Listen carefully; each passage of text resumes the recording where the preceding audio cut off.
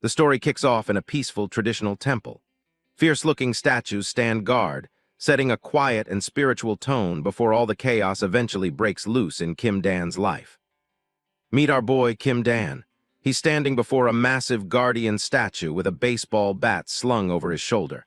He looks like a typical athlete, but life is getting complicated. Kim Dan is actually a rising star in high school baseball, preparing for the biggest championship game of his career. He looks confident, ready to take on whatever the pitcher throws. Suddenly, a voice rings out, snapping this guy out of his thoughts. He turns around, wondering who is calling him so early in the morning before he heads to the stadium. It is the monk, the elderly guardian who looks after the temple. He is a grandfather figure to Dan and his sister, always keeping a watchful eye over the two siblings. The old man asks if he is heading to the game. Dan confirms it is the finals today, sounding pumped up. It is a regular morning for the athlete before everything changes. The monk jokes that if our boy loses, he should just shave his head and become a monk too. Dan is not thrilled, questioning if that even counts as cheering him on. As they talk, another voice interrupts the conversation. Dan looks over as his younger sister makes her entrance, adding to the lively atmosphere of their morning routine at the temple. This is Kim Yina, his sister. She is barely awake, casually brushing her teeth while wondering why her brother is leaving so early. They have that classic messy sibling energy going. Dan is surprised to see this girl up so early. She does not answer right away, instead telling him to hold out his hand. He is clearly confused about her sudden plan. She drops a small, handmade doll into his palm. It is a little blue monster holding a baseball bat, meant to be a token of support for his big championship game today. Dan stares at the thing, wondering what it is supposed to be. Yina gets defensive immediately, pouting and insisting it is obviously a cute doll she made for his special day. It is definitely unique. The girl admits she is not great with her hands, but the effort counts. It is a bit rough, but clearly made with a lot of love.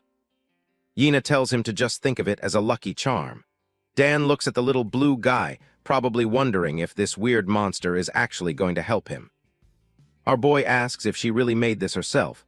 This girl just huffs, looking a bit embarrassed by her own handicraft. She really wants him to win, even if she acts tough. Dan softens up, giving her a warm smile. He thanks her and promises to keep the lucky charm safe. It is a sweet moment that shows how close they really are. Then he goes right back to being a typical big brother, teasing her about being thoughtful.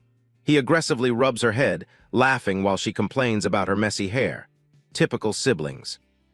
The girl snaps and delivers a solid kick to his leg, sending him flying. The monk just watches the chaos unfold with a laugh, used to their constant bickering and energy. Dan grumbles about his hand rotting from her unwashed hair, while Yina just tells him to hurry up and leave. Despite the fighting, there is no doubt they care about each other. The monk wishes him a safe trip and tells him to come back healthy. It is a simple wish, but it feels heavy given the dark events waiting for Dan later. Kim Dan gives a confident smirk, looking like the ultimate protagonist. He is at the peak of his life right now, completely unaware that this might be his last normal morning. He tells them not to worry, his grip tightening on the bat. This is his ticket to a professional career, but soon it will be his only weapon against actual monsters. This guy declares he will come back after winning in style. He is Korea's top prospect for a reason, and he is not planning on letting his family or fans down. As Dan heads out, Yina and the monk watch him go. The old man is convinced Dan will succeed, creating a brief, quiet moment before the real drama starts. The monk watches him leave with a serious look. He's certain Dan will win, but his gaze suggests he knows exactly how intense this final game will be. The tension is high at the stadium. It is the bottom of the ninth with 2 outs and the bases loaded. The whole high school baseball championship comes down to this moment. Guangdong High is in a serious crisis. Their pitcher looks focused, knowing that a single mistake could cost them everything.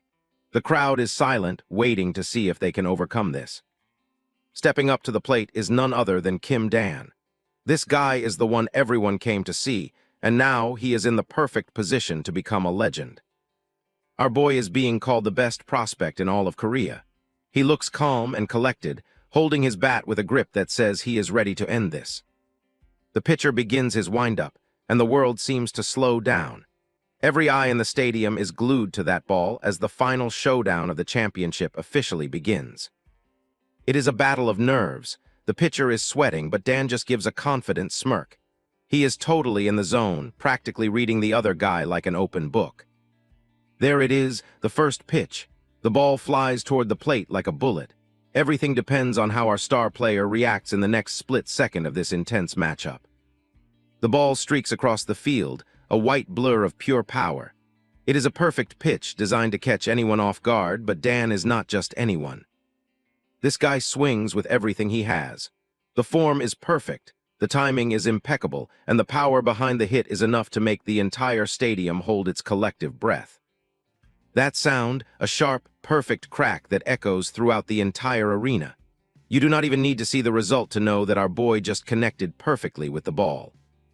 The pitcher can only watch in absolute shock as the ball disappears into the sky. He thought he had him, but Dan's reaction was just on a completely different level. Our boy completes his swing, watching the ball fly as the crowd starts to lose their minds. He did it. He actually did it when the pressure was at its peak. The ball is flying high, soaring through the clear blue sky. It is a majestic sight for Sangdon High fans as the game-winning hit keeps moving further and further away. An outfielder tries to track it, but the ball is simply out of reach. It is a clean hit that no one can stop, cementing Dan's status as a top-tier athlete. The stadium erupts in cheers as the reality of the situation sinks in. Sangdon High has won, and it is all thanks to the incredible performance of their star player, Dan. It is official, a walk-off home run. Dan has just secured the championship for his team in the most dramatic way possible. The crowd is going wild for their new hero. The commentators are stunned, wondering if anyone on Earth can stop this player. His performance today proves that our boy is ready for the big leagues and legendary pro status. Sangdon High claims the championship title. Dan looks into the crowd with a triumphant grin. They even have an exclusive interview prepared because everyone wants a piece of the star. As the sun sets, the excitement of the stadium fades into a quiet, beautiful evening. The sky is painted in shades of orange, signaling the end of an unforgettable day. Dan is walking home, his mind already drifting toward the future. Since he won the tournament, he is expecting great results in the upcoming professional draft. Everything is looking up. He wonders if he should have bought rice cakes for the monk. But then he realizes he is the one who won. Shouldn't they be buying him some celebratory chicken instead? Suddenly, someone grabs our boy's head from behind. He is caught off guard, his celebratory thoughts interrupted by a sudden, playful attack while he was just trying to walk home peacefully. It is Kim Yina. She is teasing him for walking as slow as a snail. This girl always knows how to ruin his cool hero moment with some classic sibling banter.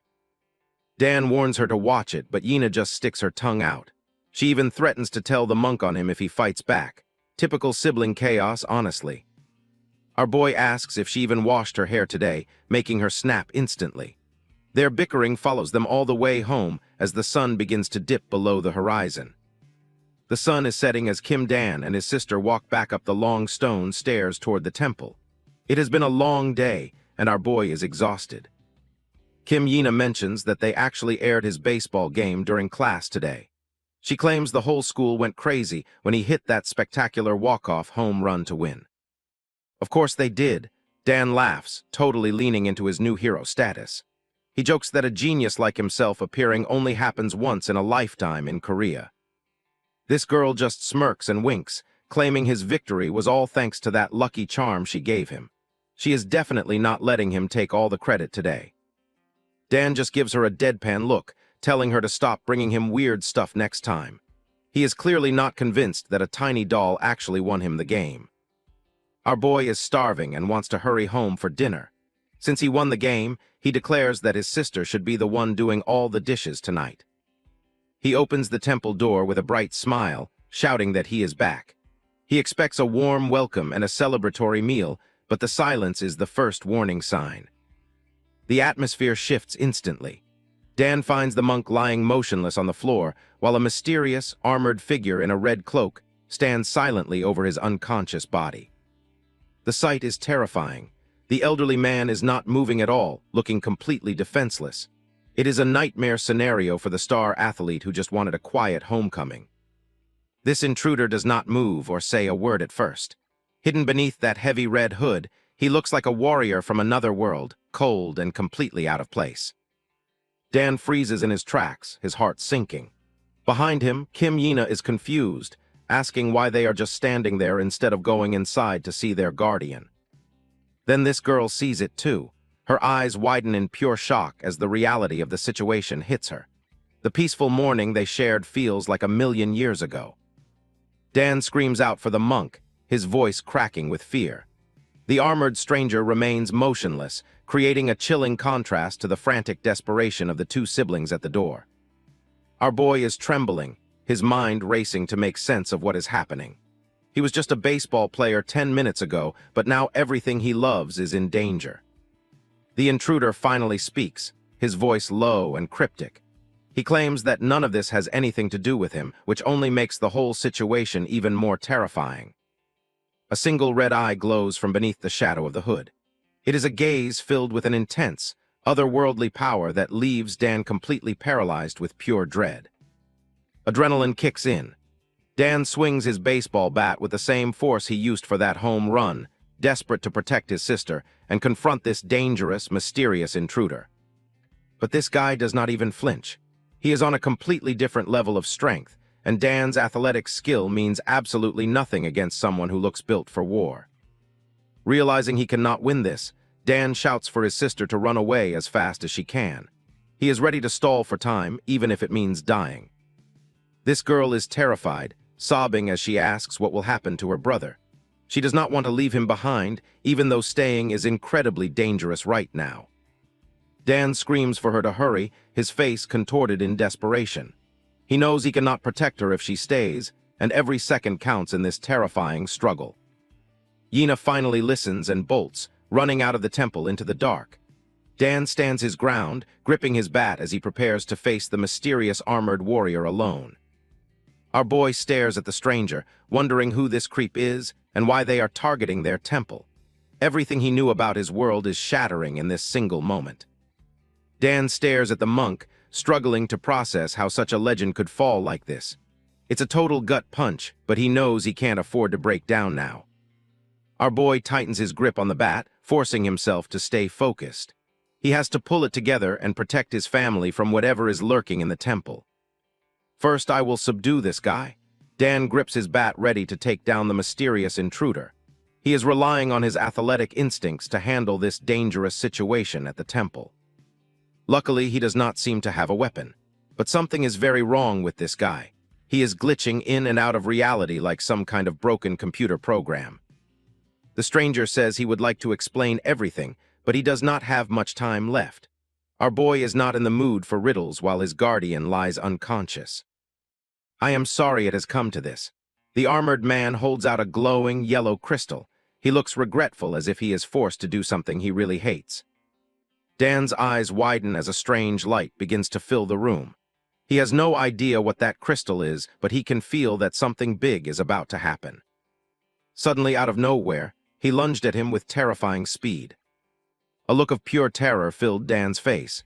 He had never seen anything that fast before, and he was completely helpless. In an instant, the mysterious figure was right in front of him, reaching out to grab Dan. It was faster than even the swiftest pitch he'd ever seen. This was definitely no longer a normal game of baseball. He placed his hand on Dan's chest, and at that very moment, a blinding light erupted. Dan struggled, his mind racing as he tried to process the impossible situation he had suddenly been thrown into today. Kim Dan, the stranger speaks his name with a familiar tone. Our boy is frozen, unable to believe that this weird armored guy actually knows exactly who he is right now. Find Inyar. The intruder pulls back his hood, revealing a face that is hauntingly familiar. He has white hair and red eyes, but the features are undeniably Dan's own face. A face just like mine? Our boy is reeling from the shock. It is like looking into a distorted, battle-worn mirror. He cannot even begin to understand what this means. The reality around them began to crack and splinter. It looked like a pane of glass being smashed into 1,000,000 pieces, reflecting the chaos currently happening inside Dan's own mind. Dan falls through the broken shards of reality. He is plummeting into a dark, unknown space completely separated from the temple and the life he knew just a few moments ago. Our star pitcher is literally falling through space. He flails around trying to find anything to grab onto, but there is only emptiness and the shards of his shattered world. Is the ground collapsing? I cannot speak. Dan's thoughts are a mess of panic. He is paralyzed, unable to even scream as he continues his terrifying descent into the dark abyss.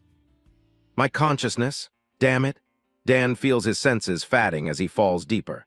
He worries about Yina hopping. She managed to escape the madness that just destroyed their peaceful temple home. The monk, Dan's eyes snap open as he remembers his guardian. He cannot let himself pass out now. He has to find out what happened and where he has ended up. Welcome to a nightmare. A large bleached skull sits in the dark with giant disgusting centipedes crawling through its empty eye sockets. This place is definitely not the temple anymore. Our boy wakes up face to face with the creepy skull. He is paralyzed with fear, staring at the gross bugs as they slither around. This is way worse than any horror movie. AAAAGH? Dan scrambles back, his heart pounding in his chest. He is gasping for air, desperately trying to get away from the macabre sight he just woke up to in this place. A skeleton? Why is something like this here? Our boy is sweating bullets, his eyes darting around the dark cave. Nothing about this situation makes any sense to him right now. More importantly, where is this place? I definitely fell into some strange area. Dan reaches out and touches a large, translucent yellow egg that is pulsing with a weird, sickly light. He hears a sudden noise and whips around, his nerves totally shot. In this creepy cave, every shadow feels like a threat, and our boy is just trying to survive. Inside a pulsing egg, a gross bug-like monster is curled up tight. Its glowing green eyes are staring right back, and it looks ready to hatch at any second. The star athlete's face is a mask of pure terror. He is staring at the horrors hatching around him, unable to even finish his own sentence as the panic truly sets in. What is this? Our boy looks like a tiny speck in this massive, disgusting nest. Thousands of those glowing green eggs are pulsating, and every single one is about to burst open. One of the nearby eggs suddenly cracks open with a sickening wet sound. Dan flinches as a wave of neon green slime sprays out, signaling that the nightmare is finally beginning. A sharp purple claw pierces through the translucent shell of an egg. It looks incredibly dangerous and strong, definitely built for hunting down anything that happens to fall into its dark nest. The monster fully emerges, letting out a screech that echoes through the fleshy cave. With multiple glowing eyes and a mouth full of jagged teeth, this thing is a literal nightmare. It is not just one of them. All around our boy, the eggs are hatching at once. The sound of cracking shells fills the air, and Dan feels completely trapped and hopeless. What the hell? These bug-like predators are everywhere now. They look hungry and ready to feast on the first thing they see, which unfortunately happens to be our terrified young baseball star. Our boy screams as more monsters hatch around him. He is desperate to know what on earth is going on, but the only answer he gets is more claws and screeching. Dan barely had time to process his new surroundings before a giant insect lunged out of the shadows. The creature's pincers clamped down hard on his arm, catching him completely off guard. The monster's sharp, venomous stinger sank deep into his flesh, injecting a mysterious substance into his arm that caused a visible ripple to rise beneath his skin. It was a brutal wake-up call that this place wasn't just scary, it was lethal, and he was the prey. Our boy let out a gut-wrenching scream that echoed through the damp, dark cavern.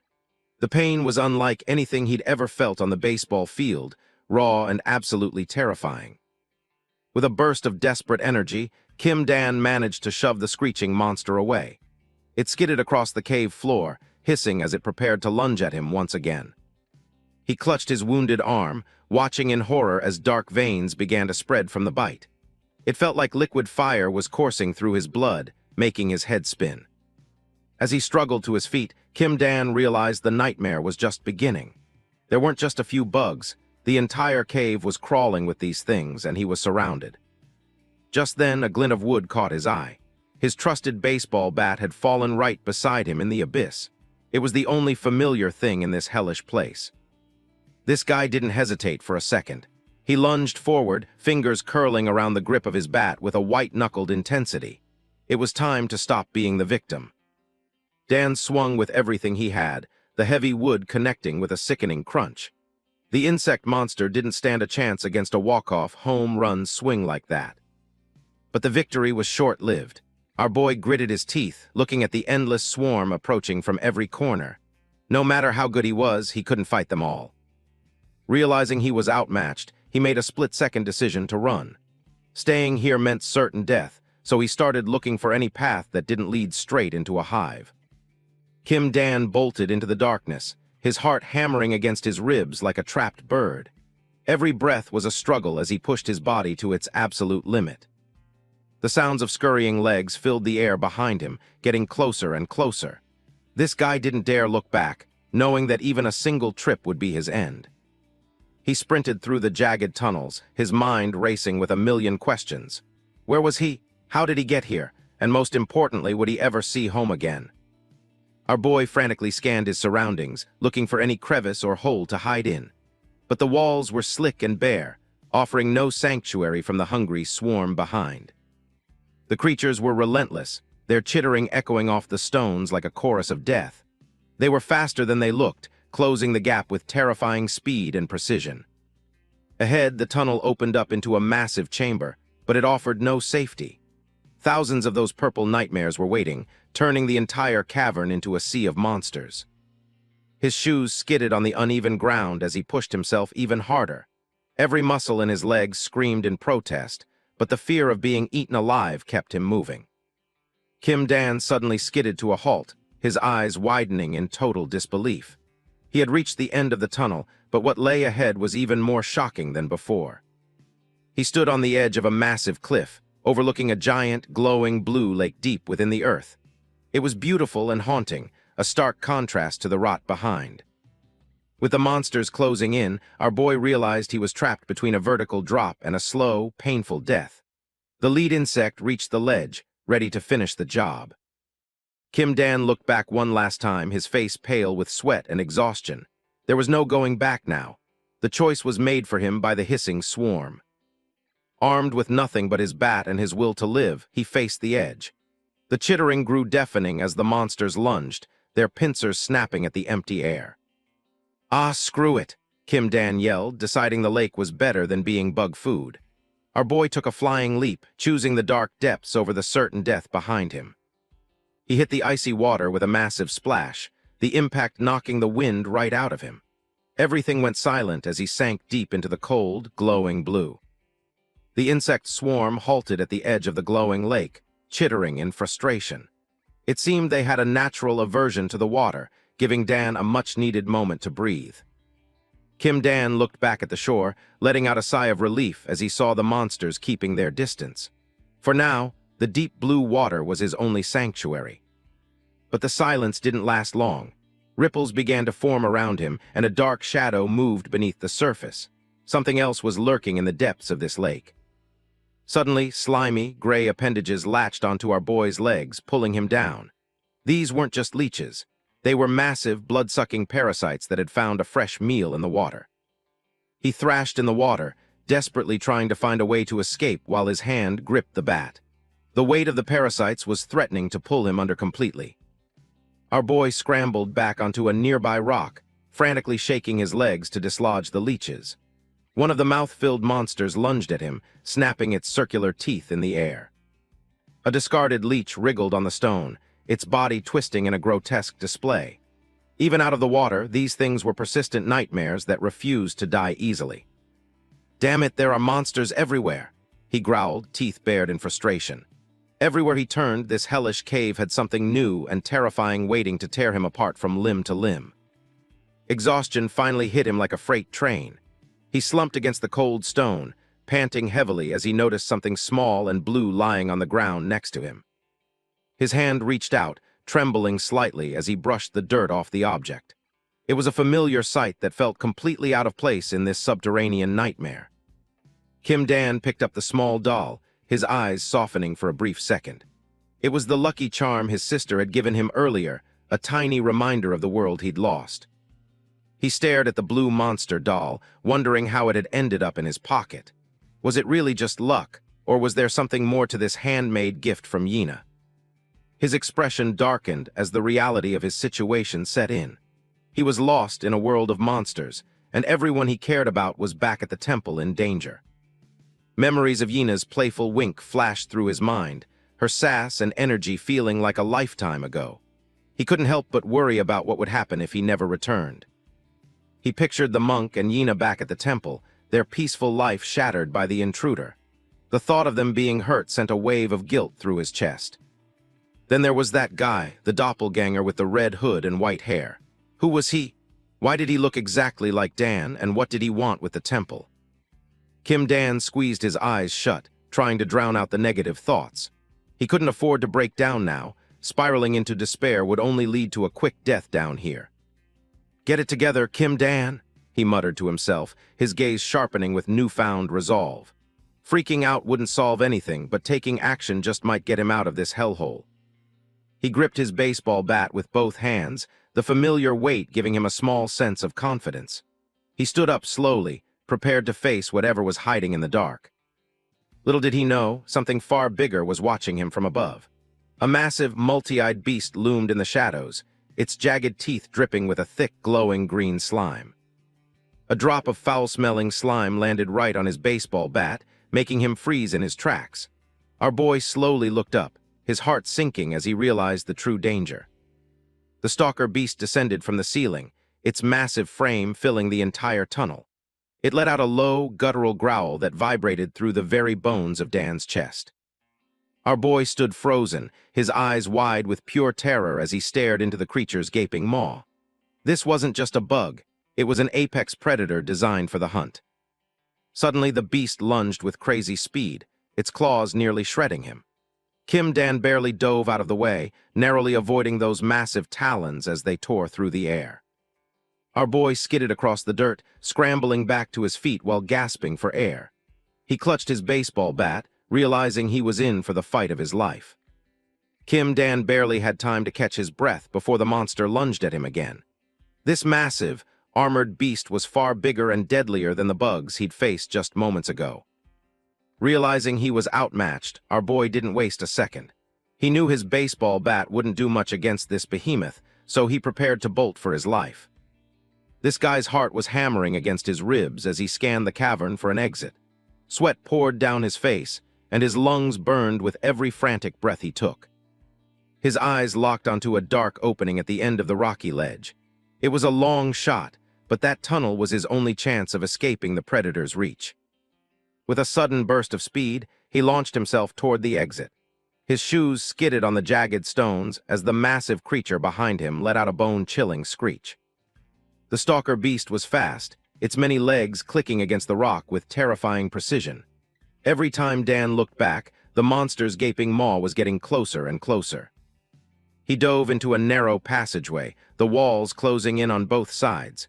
It was a tight squeeze, but he hoped the massive beast wouldn't be able to follow him inside. Our boy gritted his teeth, pushing through the exhaustion as he sprinted through the dark. He could hear the creature behind him, smashing through the rock like it was wet paper. A massive claw lunged out of the shadows, nearly catching him as he scrambled forward. The impact sent a shockwave through the ground, making the entire tunnel tremble with power. He glanced over his shoulder, his eyes wide with disbelief as he saw the monster's glowing eyes in the dark. It was relentless, and it wasn't going to let him go. The tunnel behind him finally managed to stall it as the monster forced its massive frame through the narrow space. Rubble rained down like a heavy downpour. A sharp, curved leg slashed through the air right next to his head, missing by inches. That close call made his skin crawl as he realized how tiny his margin for error was. The ground beneath him shattered as the monster slammed its claws down, desperate to snatch its prey. Dan flinched in terror, realizing that strike had nearly sent his careless leg flying. He scrambled to his feet, barely dodging another devastating strike that cracked the stone where he'd just been lying. This guy was running on pure adrenaline and sheer survival instinct now.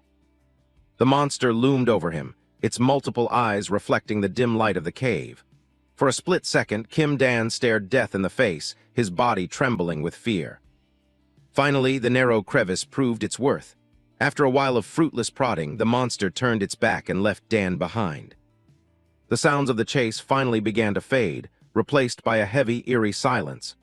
Dan stopped to listen, his chest heaving as he tried to figure out where the monster went. Exhausted and battered, our boy slumped against the rock wall, gasping for air. He was alive, but the weight of the situation was starting to hit him like a ton of bricks. His relief was cut short when he looked down at his arm. The bite from earlier was turning a sickly shade of purple, and dark veins were spreading rapidly up toward his shoulder. Panic flared up again as he realized he couldn't feel his hand anymore. The venom was spreading, and he didn't have much time before his entire arm became completely useless in a fight. "Damn it, this is the worst," he muttered, gritting his teeth against the throbbing pain. Losing the use of his arm meant losing his ability to swing his only weapon properly. He couldn't stay hidden in this crevice forever, especially with a poisoned arm. This guy peeked out from the rocks, his gaze searching for any sign of a way back to the surface. He reached down and gripped his baseball bat, using it to help him stand up on his shaky legs. He had to keep moving if he wanted to survive this nightmare. Kim Dan spotted a flickering light in the distance that definitely wasn't just moss. His heart raced. This could finally be the exit he'd been praying for since he got here. He stepped into a massive chamber bathed in a strange blue glow. Our boy squinted at the light, trying to see if someone or something was waiting for him up ahead. Kim Dan froze as he noticed a long shadow stretching across the glowing cavern floor. In this monster-infested pit, the silhouette of a human being was the last thing he expected. A wave of pure relief washed over our boy as he sprinted toward the light. He waved his hand frantically, shouting at the top of his lungs to grab the person's attention. He couldn't help but smile, his hope reignited by the presence of another survivor. After everything he'd been through, the thought of not being alone was like a miracle. Dan carefully peeked around a massive rock, his expression brightening as he confirmed what he saw. He truly believed his prayers had been answered in the middle of this dark abyss. However, as he stepped into the center of the chamber, his excitement turned into confusion. The cloaked figure standing before him didn't move or respond to his calls at all. The boy's heart skipped a beat as the person he had been pinning his hopes on finally appeared right before his eyes. His jaw dropped in utter disbelief at the sight. Right before his eyes, there was no human at all. A grotesque skeleton had appeared instead. A bizarre purple insect was clamped tightly onto its skull, looking like it stepped straight out of a horror movie and was ready to attack. Before he can even catch his breath, the creature lunges forward with a bone-chilling screech. This isn't a baseball game anymore. It's a straight-up, terrifying fight for his life in this pit. Our boy quickly sidesteps the attack, his heart pounding against his ribs. He's managed to avoid the first strike, but the sheer speed and aggression of this thing is honestly terrifying. Sweat beads on Dan's face as he realizes the situation is getting way worse. He spots even more movement in the shadows. Is there seriously another one of these monsters lurking nearby? He notices something sketchy about the monster's neck. That purple bug looks exactly like the one that stung him earlier. It's definitely some kind of parasite controlling the corpse like a puppet. Dan grips his only weapon, his knuckles turning white. He doesn't know what these things are, but he's not going down without a fight. Time to see what this baseball bat can do. He swings with everything he's got, aiming straight for that purple parasite. If he can just smash the bug, maybe the whole skeleton will finally stay down for good this time. But plot twist, his bat shatters into pieces upon impact. Dan stares in horror at the broken wood. His only line of defense just turned into useless kindling against that monster's hard shell. The monster doesn't even flinch. It slowly turns its head, those empty eye sockets fixed on our boy. Without his bat, Dan is basically defenseless against this literal freak of nature. The creature didn't waste a single second, lunging straight for Dan's throat. It slammed into him with overwhelming force, trying to pin him to the floor as its jagged teeth snapped just inches from his face. Dan grunts in pain, his face twisting as he tries to hold back the beast. This thing is heavy, and he can feel his strength fatting fast against its weight. It's a total fight for survival. Our boy pushes against the monster's chest with everything he's got, desperately trying to keep those nasty fangs away from his neck.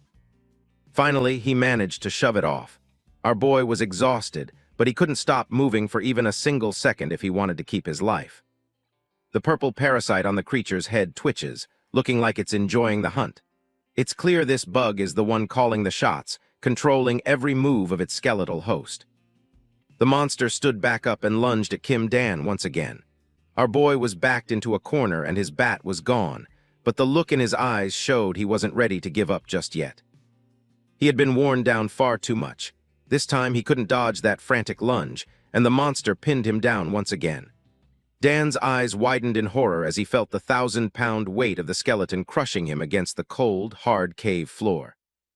Those jagged teeth snap inches from his face as the purple beetle glows with a creepy light. He's stuck in a literal death grip, desperately trying to keep the monster's jaws away. The stench of rot is unbearable as the creature's skull looms closer. Every muscle in Dan's body is screaming as he fights to stay alive against this unnatural, parasite-driven freak of nature. He grits his teeth, his face contorted in a desperate struggle for survival. He knows he needs something, anything, to fight back before his strength completely gives out and he becomes monster food. His hand scrambles across the dirt, searching for any kind of weapon. He feels his fingers brush against something cold and solid buried in the debris of this horrific monster nest. There it is. He wraps his fingers around a heavy, jagged rock. It's not a baseball bat, but in this nightmare, it's the only thing that might save his life right now. With a surge of adrenaline, Dan swings the rock with everything he has. He aims straight for the purple beetle, knowing that smashing the parasite is his only real chance to survive. That hit actually landed. The skeleton goes flying back into the dirt, and Dan finally realizes he can actually hurt this thing. For the first time, he's not just running away. He doesn't give it a second to recover. Dan scrambles up, plants his feet, and swings that rock with everything he's got. He's done being the prey. It's time to fight back. Dan doesn't stop. He brings the rock down again and again, pouring every bit of his frustration into each strike until the monster finally stops moving for good. The purple parasite is totally crushed, oozing green slime onto the cave floor. One down, but the heavy breathing echoing in the silent cave reminds Dan he's far from safe. Our boy collapses to his knees, his lungs burning as he tries to catch his breath. That one fight took everything out of him, but he can't afford to rest yet. As he stared at the corpse, a towering shadow loomed over him, blotting out the light. He looked up to see shriveled, withered feet stepping into the glow. This nightmare had just leveled up to a far more terrifying degree. Dan's heart skips a beat as he stares into the darkness. He's covered in sweat and dirt, but the shock is quickly being replaced by a cold, hard determination to survive. Turns out that first monster wasn't alone. An entire horde of parasite-controlled skeletons is emerging from the shadows, and they've all got their glowing green eyes fixed right on him. Skeletons, beasts, it doesn't matter. The purple bugs have taken over everything down here. They're creeping closer, hissing and clicking as they prepare to swarm the exhausted high school star. Dan pushes himself back up, his legs shaking but his resolve steady. He knows he can't run anymore. If he wants to see his family again, he has to fight. He stares down the approaching horde with zero fear left in him. He tells himself he's going to see this through to the end, no matter what these freaks throw at him. With a final breath, our boy charges. He plants his foot and launches himself forward, turning his fear into pure, unadulterated aggression as he dives head-on into the sea of monsters. It's one teen against a literal army of skeletons, but our boy doesn't flinch. He sprints across the cavern floor, closing the gap before the undead can even process his counterattack. Dan throws a massive punch, his fist connecting with a sickening crack. He's giving it everything he's got, desperately trying to smash a path through this endless wave of monsters. He was applying all his athletic training to this fight, smashing anything that got in his way. But as he focused on his upper body, he left his legs exposed, and a parasitized beast lunged in to sink its teeth into his leg. He's breathing hard, sweat pouring down his face as he screams in frustration. The sheer number of these monsters is starting to take its toll on his stamina and his sanity. Another one down, he delivers a powerful elbow strike, aiming right for the disgusting parasite controlling the bones. He's determined to make every hit count, no matter how many there are. But just as he took one down, he realized he was losing ground fast. His eyes widened as he sensed something closing in. From out of the darkness, a monster lunges. Dan barely has time to react as the creature's cold, bony hands reach for his throat, its movements driven by that unnatural parasite. The skeleton's skull looms over him, its single eye socket glowing with malice. Dan grits his teeth, his body trembling as he finds himself pinned down once again by these tireless freaks. He's surrounded. He's on the ground, exhausted and vulnerable as the horde closes in from all sides. It looks like the end, but a strange voice suddenly echoes through the cavern. A ripple of blue energy pulses through the air, accompanied by a voice that sounds far too calm for this nightmare. It finds the whole situation amusing, much to Dan's confusion. Dan's eyes dart around, searching for the source of the voice. He's already pushed to his limit, and now he's hearing things. He can't tell if this is real or a hallucination. Suddenly, a small blue doll appears, wreathed in mystical blue flames. It looks like a toy, but the way it speaks and the energy it radiates suggests something far more powerful. Dan freezes, staring at the tiny blue figure that just jumped between him and the monsters. He's completely baffled, wondering if this weird little toy actually just spoke to him. Our boy's mind is spinning as the doll floats there and continues to chatter. He's honestly starting to think the stress finally made him snap and start hallucinating talking toys. Dan stares at the talking toy in utter disbelief. His mind is already reeling from the monster attack, and now he has to deal with a snarky, floating blue doll. The Lucky Charm doll doesn't have time for Dan's questions. It burns with an eerie blue fire, its voice sounding cold and ancient as it reminds him of the immediate danger. It leans in close, its fiery face looming over the terrified teenager. It makes the situation very clear. Dan is about to die unless he does exactly what it says. Swirls of blue energy surround Dan's face as the doll offers a single choice. It tells him to grab hold if he wants to live through the next few minutes. Behind him, the horde of parasites is getting closer, led by a massive, multi-legged nightmare.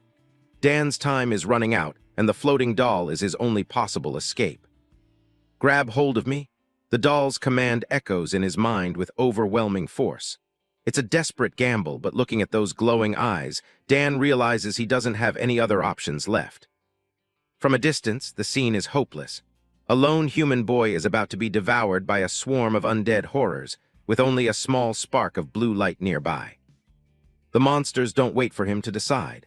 Their skeletal claws reach out, inches away from grabbing his shirt and dragging him down into the dark, hungry pit of the nest. Just as the claws are about to sink in, a blinding flash of light erupts from the center of the swarm.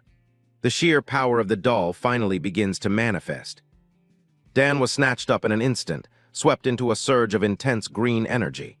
He gritted his teeth, fueled by a mix of pure terror and a force speed that surpassed anything a human athlete could ever achieve. Kim Dan is clearly struggling as that weird blue energy takes over his body. He's completely lost control of his movements now, basically becoming a passenger in his own skin. Then a massive blue shockwave explodes from him, sending monsters flying in every direction. Just like that, the fight completely flips as this insane power finally takes center stage. Kim Dan stands at the epicenter of a swirling vortex of blue energy. The light dances around him like ethereal flames, isolating him from the darkness of the cavern as he searches for a way to survive. The mysterious power reflects in Kim Dan's wide, startled eyes. A tiny spark of blue flame flickers in his pupil, mirroring the intense supernatural energy that is now threatening to consume his very being. Reaching out with a trembling hand, Kim Dan grasps the solidifying core of the light. He can feel the raw, vibrating power pulsing against his palm, a sensation that is both terrifying and oddly familiar. The energy takes a solid form, morphing into a glowing blue baseball bat covered in intricate, ancient-looking patterns. Kim Dan stares at the weapon in shock, hardly able to believe his own eyes. He grits his teeth, his mind racing with confusion and a hint of desperation. He expected a legendary sword or a mystical staff, not a piece of sports equipment that looks like it came from his school's equipment room. There's no more time for questions, as a massive, twisted monster lunges from the shadows with a piercing shriek. Kim Dan plants his feet and readies his strange new weapon, preparing to meet the creature's charge head-on. With a guttural shout, Kim Dan pours everything he has into the strike. His eyes flare with the same blue light as the bat, his fear finally being replaced by a surge of pure, unadulterated adrenaline as he swings. The impact is catastrophic. A massive explosion of blue energy erupts as the bat connects, sending shockwaves through the cavern and tearing the undead monsters apart with a single, devastating blow. His face was etched with pure astonishment. He had never imagined himself possessing this kind of power, let alone wielding it against such terrifying foes. He stands tall over the remains of his enemy, the glowing bat still humming in his hands. The creature that almost killed him moments ago is now nothing more than a broken heap on the cavern floor. Suddenly, a weird heat flows through Kim Dan, steadying his shaking hands. He realizes this bat isn't just a regular tool. It's actually buzzing with some kind of crazy power he can't explain. He has no idea what that doll did to him, but the paralyzing fear is finally gone. Our boy clenches the bat, ready to stop running and finally face these things. Kim Dan looks around at the horrific scene, the mutilated bodies and the looming monsters. He stops questioning his location, accepting the grim reality of the nightmare he has been thrust into. He stands alone against the swarm, his mind finally clearing of the confusion that had paralyzed him. The mystery of the bat and his sudden suffering are pushed aside by one thought. In this moment of life and death, the source of the power is completely secondary. The blue patterns on the bat pulse with light, echoing the steady beat of his heart. The skeletal monsters and their parasitic masters watch him with hollow eyes, sensing the shift in his spirit. They are no longer hunting a victim, they are facing a true threat. His eye ignites with a mystical blue flame as he stares down the horde. Kim Dan's resolve is absolute. He will destroy everything in his path to make it out alive. Kim Dan, a dark-haired teenage athlete in a torn baseball jersey, looked around at the nightmare. Skeletal monsters stood over a fresh corpse, and our boy finally realized exactly where he was. Surrounded by monsters, Kim Dan gripped his bat tightly. He didn't know why he had to go through this hell, but he wasn't about to just lie down and die. The mysterious club began to pulse with a strange, blue light. Dan stared at the glowing patterns, realizing that his old life as a baseball star didn't matter anymore in here. These creepy skeletal horrors were being piloted by parasitic insects. They lunged forward, but this dude was done being afraid. He had only one goal left in his mind: survival. Dan's eyes flared with a fierce blue light as he locked onto his targets. He gritted his teeth, swearing to crush every single one of them to make it out alive. The fight was brutal. Skulls shattered and bug parts flew everywhere as Dan swung his bat with everything he had. The cavern floor was quickly covered in gross monster remains. Another skeleton hit the dirt, its head completely gone. This guy was really putting in work, leaving nothing but a trail of broken bones and blue energy behind him. Our boy paused for a second, panting heavily while sweat poured down his face. The physical toll was massive, but the adrenaline kept him moving in this dark, terrifying pit. Standing amidst the carnage, Dan looked down at his glowing weapon. The monsters were down, but something even weirder was about to happen with his lucky baseball bat right now. His eyes went wide as he noticed something bizarre happening. He gasped, wondering what the hell was going on with the blue energy swirling around his hands and his weapon. The club suddenly erupted in a massive burst of blue spectral flames. It wasn't just a simple bat anymore, and the energy it released was absolutely insane to look at. Kim Dan felt a sudden surge of raw power flowing through his entire body. He looked at his hands, wondering if this was some kind of crazy magic finally awakening inside. A giant, flickering flame of blue energy took shape around the handle. The power felt heavy and dangerous, like a wild beast was trapped inside the wooden club he held. Our boy just stood there looking totally lost. He didn't understand what his weapon was doing, but he knew things were about to get even more intense in this cave. Suddenly, a massive demonic maw made of blue fire manifested from the bat. It had rows of sharp teeth and looked ready to bite the head off anything nearby. Dan's jaw dropped as he stared at the terrifying spectral mouth. He was expecting a weapon, but he definitely didn't sign up for a literal monster on a stick today. The spectral maw lunged forward, snapping its jaws shut on one of the fallen monsters. It started devouring the skeletal remains right in front of Kim Dan's shocked eyes. This dude was completely speechless. He watched in pure shock as his own weapon started having its own dinner party mid-fight. Things were getting really sketchy for him now. It was official. The club was literally eating the monsters and devouring their energy. Dan could only watch as the blue fire consumed every last bit of the enemy's remains. As the spectral mouth finished its meal, the blue energy started to shift and flow back toward the bat. The whole cavern seemed to hum with new, intense power. The energy swirled around Dan in a wild vortex before sinking back into the bat. He could feel the connection between him and the weapon growing even stronger in that moment.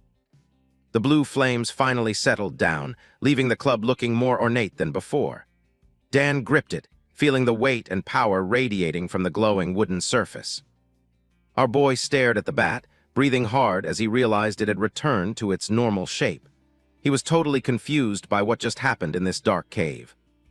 Suddenly, Kim Dan's heart started thumping with a heavy, weird rhythm. It wasn't just adrenaline.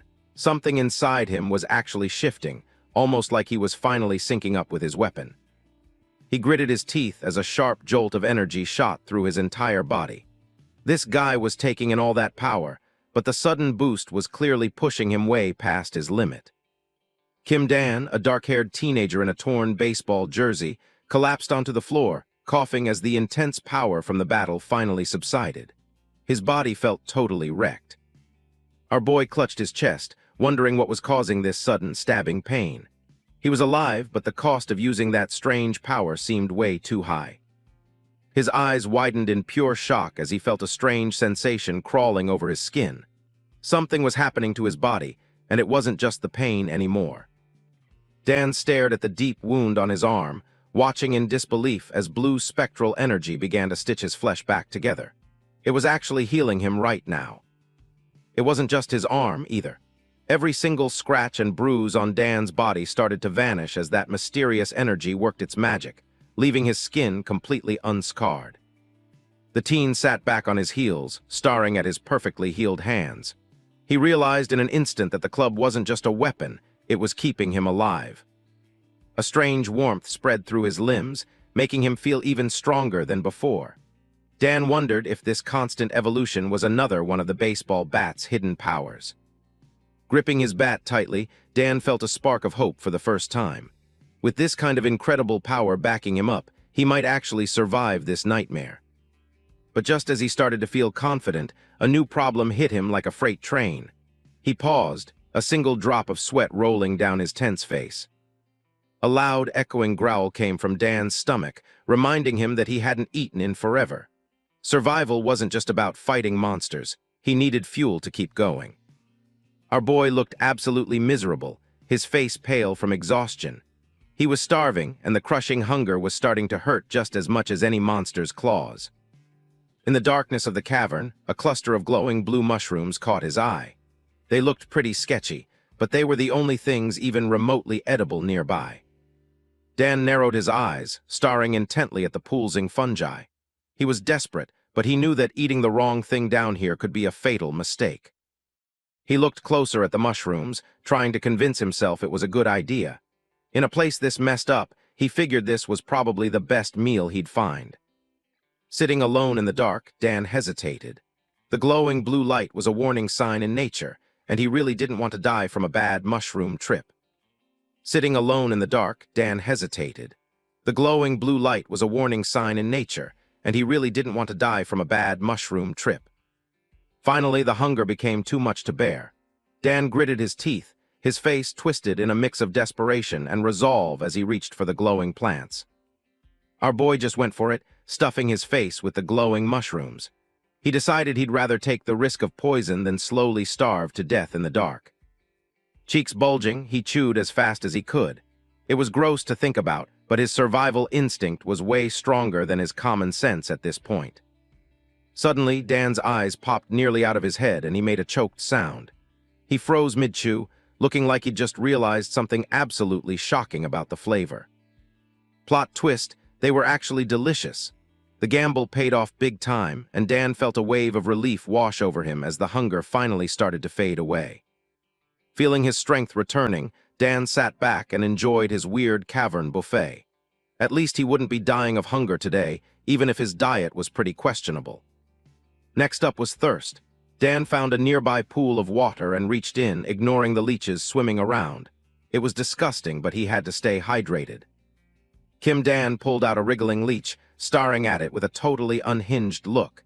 He was so hungry he actually wondered if the gross creature could be his next meal. Standing by the water, Dan leaned on his bat and took a breath. He knew the club's weird power was the only reason he was handling this nightmare survival so well. Just as Kim Dan was starting to get used to the gross cave life, he realized the monsters swarming him were constant reminders that this definitely wasn't the normal world anymore.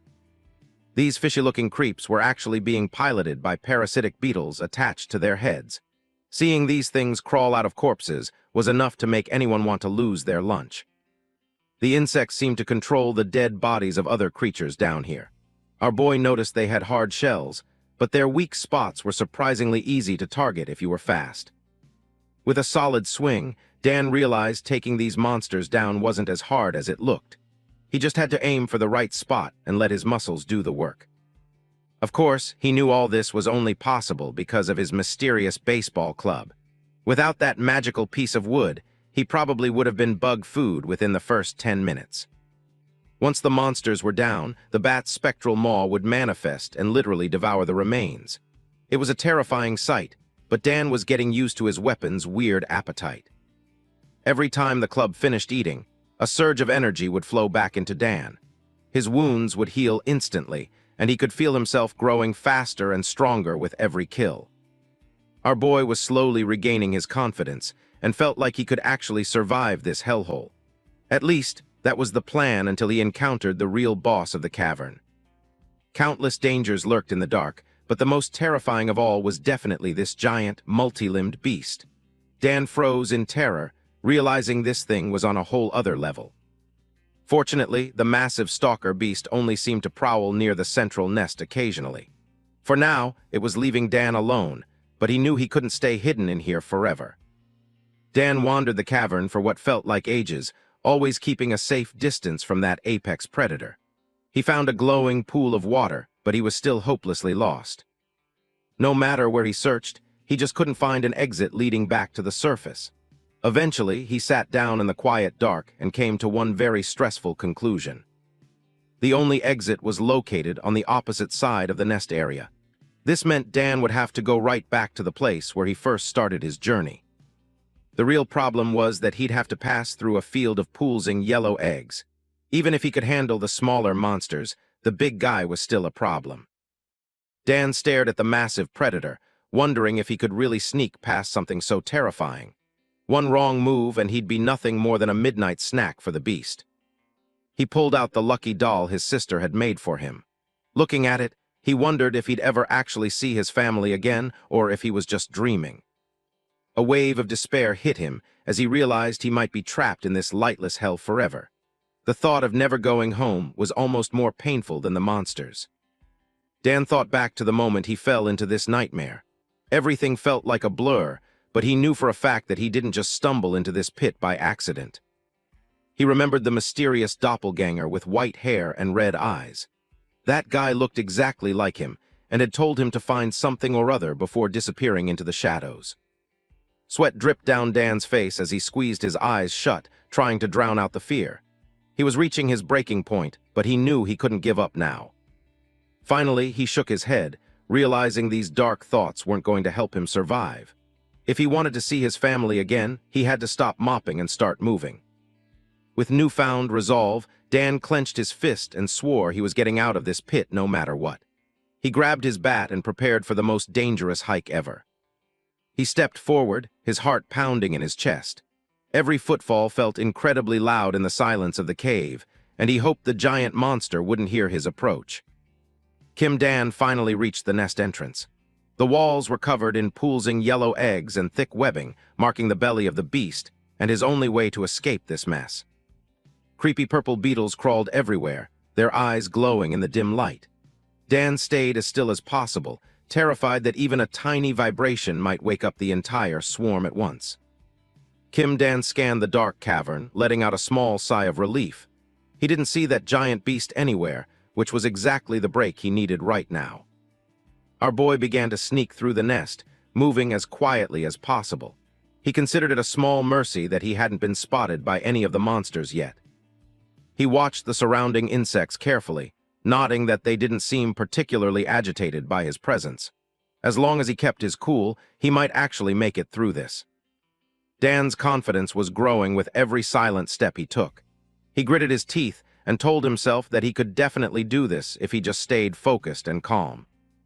But then disaster struck. His foot came down hard on a dry bone, and a loud, sharp crack echoed through the silent cavern, sounding like a gunshot in the stillness. Everything seemed to freeze in that moment. Dan looked down at the shattered bone beneath his sneaker, his heart hammering against his ribs as he waited for the inevitable response. Sweat poured down the teen's face as he squeezed his eyes shut for a second. He was absolutely terrified that his one little mistake had just alerted every monster in the nest. He stayed perfectly still, barely even daring to breathe as he listened for any movement. He desperately hoped that the sound hadn't been enough to attract the giant predator's attention. Even though he was shaking like a leaf from the sheer stress, Dan realized he had actually made it to the other side of the egg field without being attacked. Deciding to risk it all, he began to run for his life toward the exit. In his mind, he shouted a quick goodbye to the disgusting bugs, finally feeling like he was about to escape the danger. With a look of pure determination, Dan pushed himself forward. He was done with this nightmare and was going to get out of this hole no matter what stood in his way. Suddenly, he spotted a bright, promising light shining down from a massive opening far above him. It was like a beacon of hope in the middle of this dark, hellish pit. As he got closer, he noticed even more pools-ing yellow eggs were scattered around this new area. It seemed like the entire cavern system was just one big, endless monster nursery.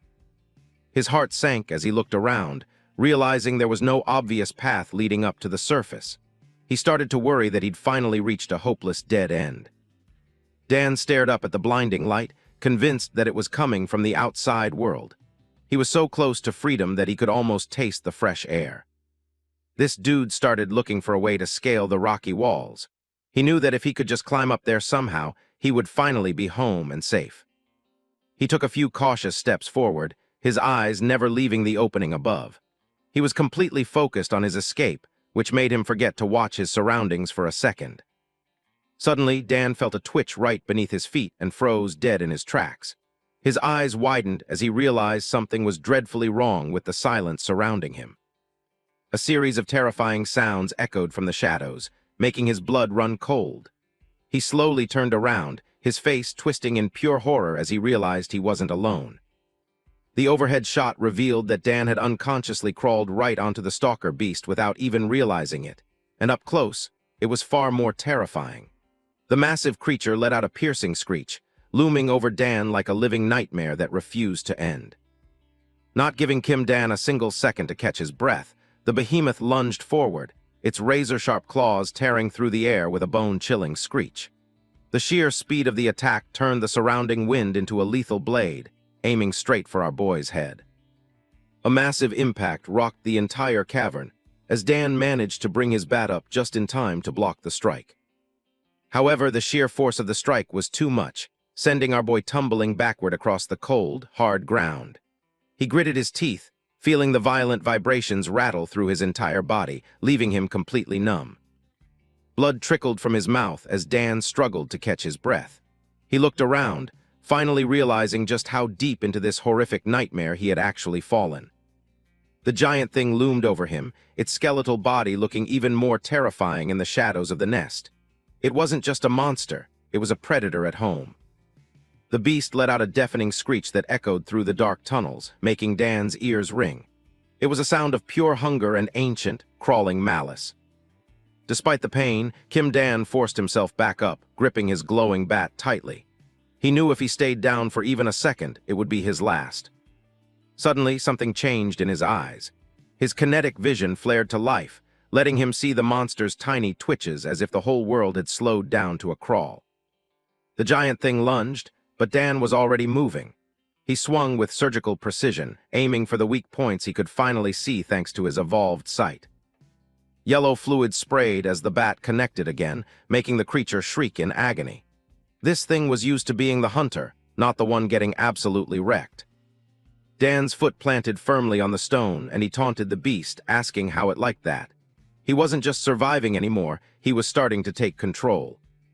He stood his ground firmly, reminding the monster that this fight was nothing like the ambush during their first encounter. Now, our boy was ready to pay it back, with interest. The giant thing gnashed its teeth, its multiple eyes focusing on the small human who dared to fight back. The air grew thick with the monster's rising fury. It charged again, its needle-like legs stabbing at the ground with terrifying speed. One wrong move and Dan would be turned into a human pincushion in an instant. But Dan didn't blink, declaring he could see every move. To his eyes, the beast was moving through honey, its every twitch giving away its next deadly intention. He reflected on his old talent as a star hitter while dodging a lethal strike. Back then, he was good, but this was a whole new level of vision. Blue flames erupted as he delivered a crushing blow, realizing his power had evolved. The impact sent a shockwave through the nest, lighting up the dark cavern. The giant thing recoiled, its screeching reaching a fever pitch as it struggled to maintain its balance. It couldn't believe this tiny creature was actually winning this duel. Standing in the center of the nest, Dan looked like a totally different person. The fear was gone, replaced by a cold, sharp focus that was almost inhuman. He noticed the cracks forming on the monster's armor and grinned, knowing his plan was working. The beast was finally showing weakness, and he was ready to finish it. A wild smile spread across Dan's face as the adrenaline hit his system. He realized he was actually enjoying the thrill of the hunt, even in this hellhole. This guy was totally confident now, standing tall and declaring he could actually win. He thought he had the monster figured out, but he was being way too cocky. The giant thing let out one last, haunting roar that sounded more like a signal than a cry of pain. It wasn't giving up, it was calling for backup. Kim Dan suddenly froze, all his confidence gone in a second. This guy felt a heavy pressure in the air, realizing he wasn't actually alone in this creepy, dark cavern. He looked up, eyes wide as he caught movement in the shadows. Something fast was coming his way, and it definitely wasn't just the giant boss he was fighting before. Hundreds of purple beetle insects flood the cavern floor, their clicking legs filling the dark nest with a creepy sound. The nesting swarm is here, and they are moving fast. The giant thing stands amidst its children as they swarm around Kim Dan. Our boy is completely surrounded, the odds shifting from a duel to a total slaughter in seconds. This is just too much. Dan stares at the endless wave of monsters, the realization hitting him like a ton of bricks. He was doing so well, but this is impossible. Unfair, he mutters, watching the swarm crawl over every surface. He's a star baseball player, not an exterminator, and the sheer number of enemies makes any tactical approach completely useless. Gritting his teeth, Kim Dan winds up for a massive swing. He is not going down without a fight, pouring every ounce of his remaining strength into his glowing baseball bat. He connects with a sickening crunch, sending one of the larger swarm bugs flying. But for every one he hits, 10 more are ready to take its place in the darkness. Suddenly, a sharp pain flares in his side. One of the creepers managed to get past his guard, and Dan's eyes go wide as he realizes he cannot track them all. A beetle screeches as it is crushed, its glowing green eyes fatting. Even in its death throes, it seems to be calling more of its brothers to join the feast. Dan is gasping for air now, sweat and blood stinging his eyes. The adrenaline is starting to wear off, leaving him with nothing but exhaustion and a sense of doom. Damn it, at this rate, he thinks, desperately swinging at the bugs biting his legs. He is being eaten alive bit by bit, and his bat feels heavier every swing. The giant thing looms over the chaos, waiting for the perfect opening. It is a patient killer, letting its swarm tire the human out before it delivers the final strike. There is no end to them. Dan's face is contorted in a mix of rage and terror as he realizes he is trapped in a nightmare with no way out. A blur of movement catches him off guard. Before he can even process what is happening, the world explodes into a haze of motion and the sickening sound of tearing flesh. With a brutal thrust, the stalker beast's needle-like leg pierces Dan's shoulder, pinning him to the ground. Blood sprays everywhere as the boy's world suddenly turns into pure, blinding agony. He grinds his teeth so hard they might shatter, his eyes bulging from the shock of the impact. The pain is unlike anything he has ever felt before today. The giant thing screeches triumphantly, its massive jaws dripping with saliva as it looms over its impaled prey. It has finally won, and it is going to savor every bite. Dan gasps out a pained cry, clutching at the monster's leg as if he can somehow pull it out. But he is pinned like a butterfly in a display. With his teeth clenched in a desperate struggle, Dan poured every remaining drop of his soul into that one swing. His fingers burned as they gripped the icy handle, his final lifeline. A flawless hit. The beast let out a blood-curdling shriek that rattled Dan to his core. As its massive leg shattered into pieces, the sudden loss of support sent our boy free-falling back to the cavern floor. Hewling the beast's limb away like a piece of worthless junk, Dan proved that even a godlike predator could bleed. But as blood dripped from his shoulder onto the cold stone, Dan's strength hit zero. Fatting too fast, he watched the crimson pool widen while darkness began to consume his soul. His face is pale and covered in grime as he looks up with hollow eyes. The cocky baseball star is gone, replaced by a kid who is just surviving. He slumps onto the ground, the stalker beast and its swarm looming over him like a living mountain of chitin and teeth. This is it, the end. Everything's turning into a blur as Dan stares at his blood-soaked hands. This guy is seriously wondering if he's already dead and just hasn't realized it yet. As the swarm creeps closer, our boy's eyes start to slide shut. He's lost way too much blood, and his body is finally ready to give up the fight. Kim Dan slumps to his knees, the nesting swarm closing in for the final kill. This guy's spirit is finally breaking, wondering if this hellish pit is where his journey ends. Despair washes over our boy as he stares at the ground, paralyzed by his own helplessness. He's done everything he could, but the odds just feel impossible to overcome now. Suddenly, a single powerful command echoes through his mind, cutting through the pain and the noise of the swarm. Fight! It's a voice he knows all too well. Kim Dan looks up in shock and sees his sister, Kim Yina, standing right there in the darkness. She looks stern, her school uniform a stark contrast to the horrific nest. She doesn't offer comfort, instead delivering a cold, hard truth. Our girl tells him not to even think about giving up, her gaze piercing through his fatting resolve. Kim Yina, how are you? Dan stammers, his voice barely a whisper. He can't believe his eyes, wondering if he's finally lost his mind in his final moments. Yina doesn't answer his question, instead commanding him to hurry up and get on his feet. She's not here to mourn him, she's here to push him forward. Her eyes flare with a terrifying blue light as she reveals a cryptic detail. She and someone called the monk are waiting for him, and he isn't invited yet. Roaring blue flames erupt from the darkness, manifesting a massive demonic jaw that pulses with power. The vision of Yina is gone, replaced by a surge of raw, untamed energy. Dan's eyes lose their humanity, replaced by a cold, glowing stare as he finds his footing. He's ready to follow his sister's command and fight back against the night. A violent awakening triggers deep within our boy's soul. His kinetic vision is no longer just for baseball. It's becoming something far more dangerous and terrifying to behold. His bloody hand grips the hilt of his bat once more, the weapon humming with a newly awakened power. This isn't just a wooden club anymore, it's a conduit for destruction. Despite the bugs crawling over him, Dan stands tall, his teeth bared in a fierce snarl. The predator has become the prey, and he's about to clear the field. The demonic maw on his bat screams in a roar of blue soul fire, lighting up the entire cavern. It's a terrifying display of supernatural strength that makes the air itself vibrate. An explosive blast of energy surges outward, a wall of incinerating heat that promises to turn every single monster in this nest into nothing more than piles of ash. One of the nesting swarm bugs is instantly vaporized as the blue flames consume it. There is no escape from this wrath, and no mercy to be found anymore. A partial demonic mask of blue energy manifests on Dan's face, changing him into something else entirely. He looks down at the swarm, his voice dripping with a cold disgust. "I'm absolutely sick of them," he declares, standing amidst the roaring flames. Our boy isn't a frightened student anymore, he's the master of this new, terrifying power. The giant thing screeches in primal fear, its many eyes reflecting the blue fire of its doom.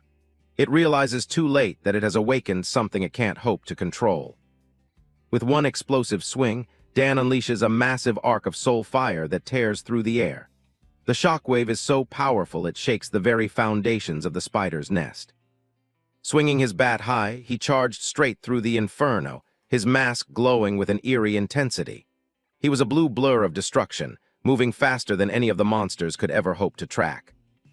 A massive wall of flame incinerates everything in its path, turning the horrific nest into a literal funeral pyre.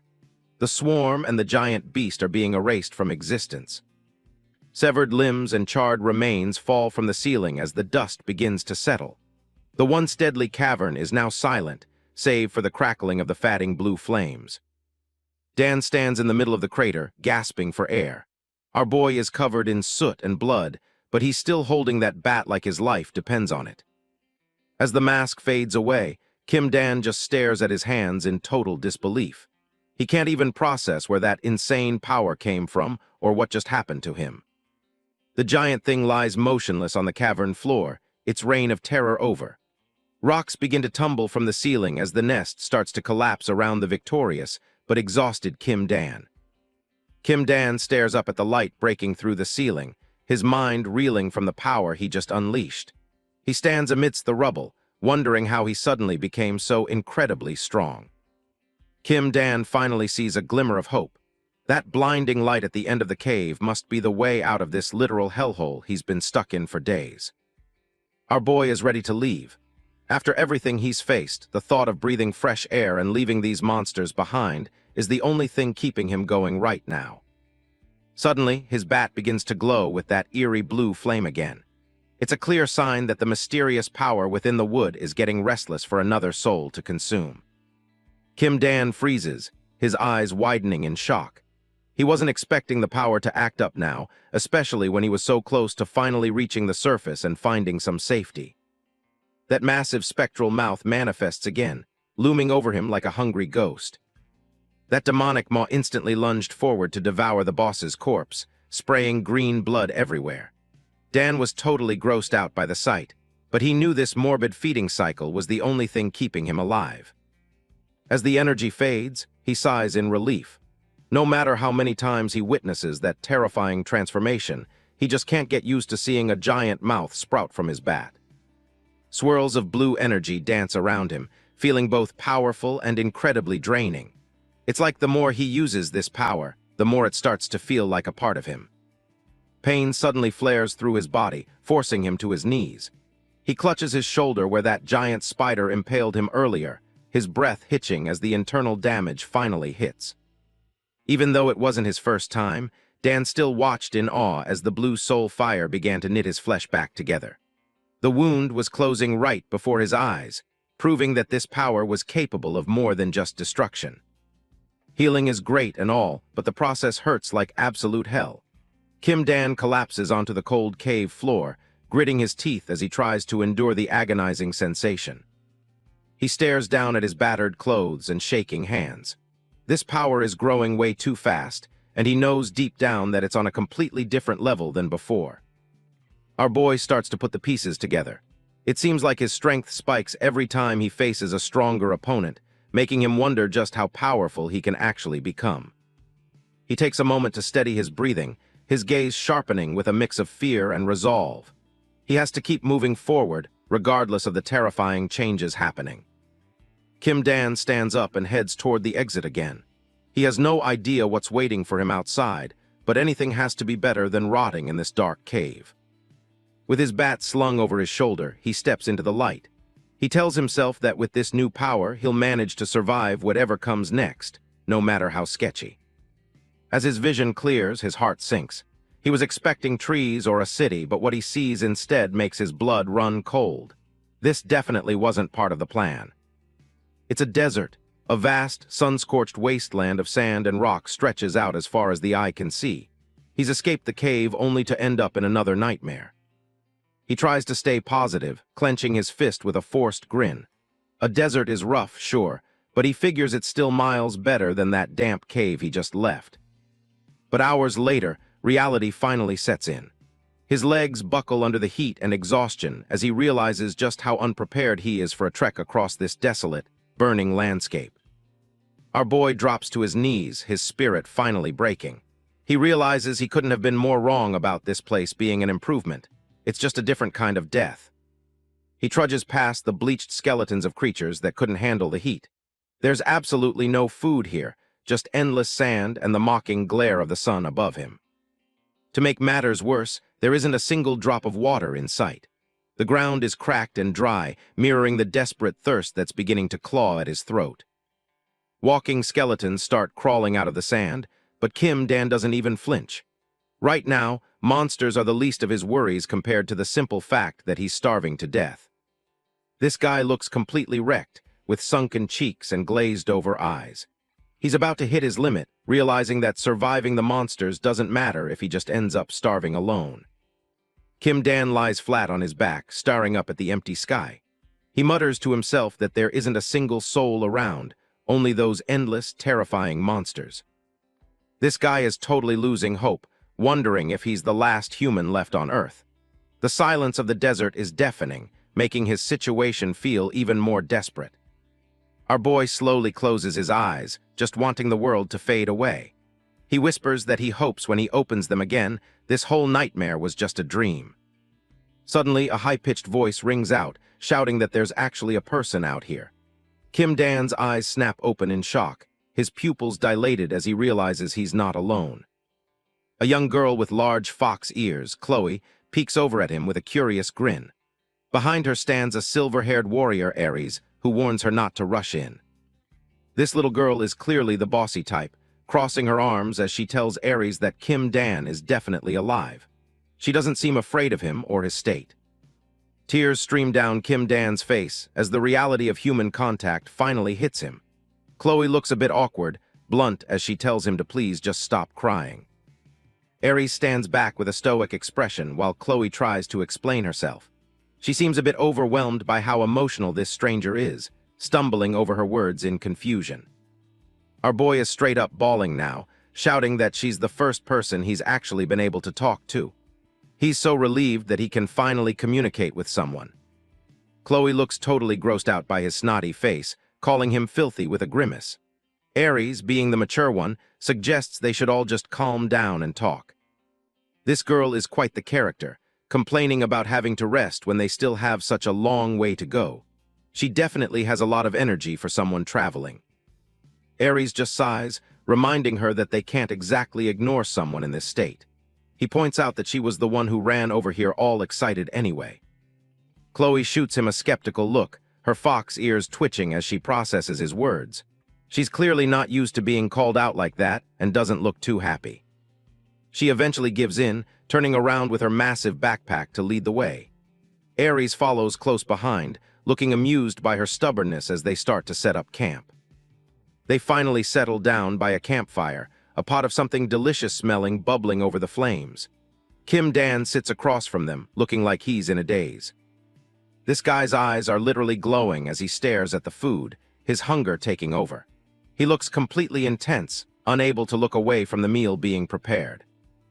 Our boy is hunched over the pot like a predator, his drool practically hitting the floor. He hasn't seen actual food in so long that he's totally losing his cool. Chloe sits across from him, looking unimpressed by his feral behavior. She comments that he's acting like someone who's been starving for days, but his body looks surprisingly healthy. Kim Dan doesn't even care how he looks, declaring that he hasn't eaten a single thing in over 5 days. He's desperate for a taste of whatever is in that pot. Chloe's jaw drops in disbelief at his claim. She wonders if it's even physically possible for a human to survive that long without any food in this harsh desert heat. Aries watches him silently, his amber eyes sharp as he observes the stranger.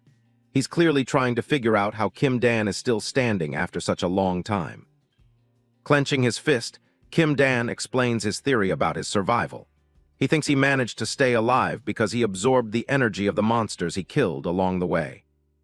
This piques Aries' interest immediately. He admits that he's never heard of magic that allows someone to absorb monsters like that, his expression turning thoughtful as they eat. Kim Dan's jaw drops as he asks if magic is actually real. The reality of being stuck in a literal fantasy world is finally starting to sink in for our boy. Chloe looks at him like he's a total alien. She's completely baffled, grilling him on where he's from if he's really that clueless about how magic works. Kim Dan looks totally overwhelmed, sweating as he tries to process his bizarre situation. He mutters that he doesn't even know where to begin explaining his crazy story to these strangers. Aries cuts him off, handing over a warm bowl of soup with a calm expression. He tells the boy to just eat first, since they can talk about everything once he's full. That soup didn't last long at all. In a flash, the bowl is completely empty and licked clean. This guy was clearly starving after his long trek through the monster-filled caves. While Kim Dan nods like a maniac, Aries gets straight to the point. He asks if our boy really came from another world and simply woke up in this desolate desert wasteland. The conversation turns to Dan's mysterious power.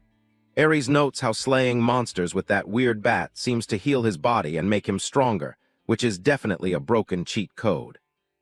This veteran warrior is clearly intrigued, calling it a peculiar ability. They sit around the fire, the atmosphere feeling a bit more relaxed now that they've shared a decent meal together. Chloe suddenly realizes how eerily quiet it is. She wonders why the local undead aren't making their usual racket tonight, since they're normally all over the place once the sun goes down. A loud thud echoes through the camp as a weapon hits the dirt. The sudden noise cuts through the quiet night air, making everyone focus back on the strange high schooler. Kim Dan grins, lifting his bat with a proud look on his face. He casually explains that the undead are quiet because he personally took every single one of them out earlier. Aries and Chloe are completely stunned by his claim. They stare at him with wide eyes, trying to figure out if this kid is just bragging or if he's actually that dangerous. Aries explains that the monsters here normally resurrect every single night without fail. No matter how many times you destroy them, they just keep coming back to haunt the living. But the monsters Dan, absorbed with his bat, are still gone. Aries stares at the strangely shaped weapon, wondering if there's something special about it that can actually break the resurrection curse. Aries' yellow eyes glow with intensity as he studies the boy across the fire. He's clearly sensing something powerful and unusual within Kim Dan that he can't quite put his finger on. Our boy tries to be helpful, offering to assist with the camp cleanup. Chloe isn't having it, though, giving him a flat rejection while looking totally unimpressed by his helpful attitude. Aries leans back, looking relieved for the first time. He admits that thanks to Dan clearing out the local threats, he might actually be able to get some decent sleep tonight. Plot twist, Aries invites Dan to travel with them, promising to help him find a way back home. He's basically offering to be the mentor this clueless high schooler desperately needs. Chloe is absolutely not on board with this plan, her fox ears twitching in shock. She shouts out in protest, clearly unhappy about dragging a random stranger along on their journey. Aries stays calm despite the outburst, while Kim Dan just sits there in silence. The veteran warrior seems dead set on his decision, regardless of how much his young companion grumbles. Kim Dan is genuinely touched by the offer, his eyes sparkling with hope. He never expected to find allies in this hellscape, let alone someone willing to help him get home. He quickly agrees to join them, saying he'd be more than grateful for the help. He looks like a lost puppy who finally found someone to take him in and feed him. Chloe just sighs and pouts, looking like a grumpy cat. She's clearly lost this argument, but she isn't going to make it easy for the new guy to fit in yet. The next morning, Chloe shows off her survival skills by slicing into a large cactus. She handles the knife like a pro, making short work of the tough, prickly desert plant. She starts packing the cactus slices into her bag, preparing for the long trek ahead. Even if she's grumpy, she's definitely the one making sure they don't starve out in the dunes. Kim Dan is totally impressed, amazed she can actually eat those things. He praises her for knowing her stuff, making him feel like a complete novice in this world. This girl's ego gets a massive boost, and she looks incredibly smug. She brags that this knowledge is just basic, but her reaction just makes Dan start smirking. Kim Dan is looking pretty satisfied with himself, wearing a smug little grin. Chloe notices it immediately and asks him what's with that weird look, clearly suspicious of his sudden mood change. He tells her she reminds him of his younger sister, which doesn't go over well. Chloe kicks him hard, shouting that she's a full-grown adult and definitely not some little kid. Our boy officially joins their group as they walk together into the beautiful sunset. He curiously asks if her fox ears are real, since they definitely don't have those back on Earth. Chloe explains that her race is called Bestian and shares some survival tips. When she hears that his world only has boring old humans, she's honestly pretty unimpressed by the lack of variety. The little fox girl runs ahead to find Aries, shouting his name with plenty of energy. Kim Dan follows closely behind, looking much more relaxed now that he has some actual traveling companions. From Aries, the seasoned veteran, Dan starts learning the ropes of this dangerous world. He gets a crash course on monster ecology and some much-needed combat techniques to help him survive the wilds. Aries reveals their big mission is to take down the leader of the local monsters. He gives Chloe a friendly head pat for bringing back food, looking like a proud mentor figure. Kim Dan can't help but feel incredibly lucky despite his rough start. He's standing there with his bat, finally feeling like things might actually work out for him in this strange fantasy land.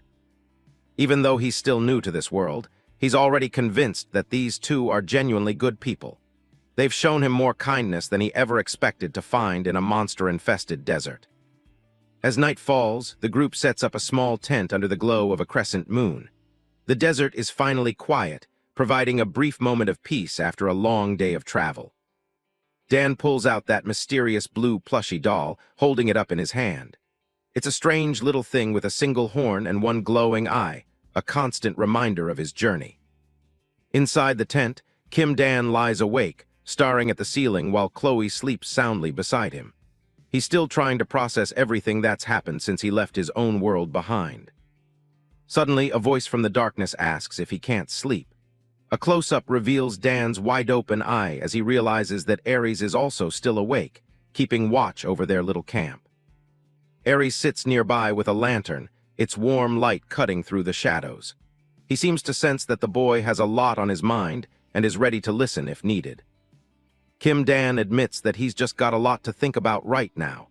His expression is somber as the reality of his situation starts to weigh heavy on his shoulders once again. Aries asks if he's thinking about his home world, placing the lantern down on the ground. He's clearly observant, picking up on the boy's obvious homesickness during their quiet late-night chat. The silver-haired warrior says he's curious about where Dan came from too. They sit together in the dim light of the tent, two strangers from different worlds finally finding some common ground. While Chloe snoozes away, Aries mentions that Dan is the first person from another world he's ever met. Even for a veteran like him, this is a pretty wild and unique situation. Our boy chuckles, saying that compared to this monster-filled nightmare, his old world was actually quite boring.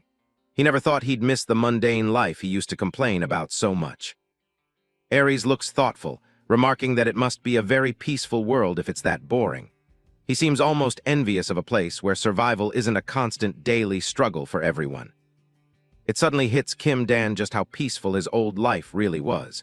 He realizes that the misery he once felt back home would actually be a massive luxury in this harsh world. He asks Aries if he's ever heard of baseball, a simple game from back home. Right then, he makes a firm resolution to do whatever it takes to return to his family. The scene shifts to a bright blue sky, but a heavy thumping sound starts to echo through the air. Something big is coming, and the peaceful morning is about to get very loud. A massive red monster suddenly appears, roaring with terrifying power. Dan and Chloe are absolutely screaming their heads off, realizing that the whole dying part of this adventure is still very real. Kim Dan is hauling it across the desert, still wearing his baseball gear. Beside him, Chloe the fox girl is hauling ass to keep pace. Our boy yells for Chloe to get ahead while he stays back. This girl looks absolutely terrified, glancing over her shoulder as a huge shadow begins to loom over them. A massive red dragon sweeps into view, its tail cutting through the air like a whip. Dan looks back and yells for Chloe to run for her life. Kim Dan isn't backing down, though. He grips his wooden bat with both hands, teeth gritted in pure focus. It's time to see if he can actually survive this monster's attack. He swings with everything he's got, sending a massive shockwave of blue energy into the dragon's face. This guy definitely isn't just playing baseball anymore. That's some serious superhuman power. Despite that flashy move, it seems it dealt zero damage. The beast's eyes lock onto the puny human who dared to provoke it, while Dan grits his teeth, realizing something is very wrong. The beast's massive claw slams into the sand, sending a cloud of dust and rocks flying everywhere. The sheer force of the impact shows just how outclassed our boy really is. A blur of crimson scales and streaks of motion as the dragon lunges again. Dan is struck by its massive claw, completely unable to strike back or even react. The impact was so powerful that it left Dan's head spinning. He was sent flying across the desert, crashing into the sand and kicking up a massive pillar of dust. Chloe watches from a distance, her eyes wide with pure terror. She screams out for Dan, wondering if he actually made it through that insane clash or if he's gone. Our boy is down on his knees, coughing up a storm. He looks pretty pathetic with blood staining the sand beneath him. That massive blow just now has squeezed out every last drop of his remaining strength. He glares through his messy hair, his gaze sharp and unwavering. Even though he's hurting, the fire hasn't gone out. He's just waiting for the right moment to finish this beast. The dragon opens its massive maw, ready to swallow him whole. Dan looks up, completely dwarfed by the monster's head. This is the definition of a do-or-die moment right here. Suddenly, a blinding flash of blue light tears through the scene. The dragon's head is split clean in half right before Dan's eyes. The massive beast collapses into the dirt with a heavy thud, totally kicked the bucket. Dan just sits there, staring blankly at the fallen monster, having no clue what the hell just happened. Stepping out from the swirling dust, Ares approached. This silver-haired warrior looked completely composed, holding his sword with the grace of a true master.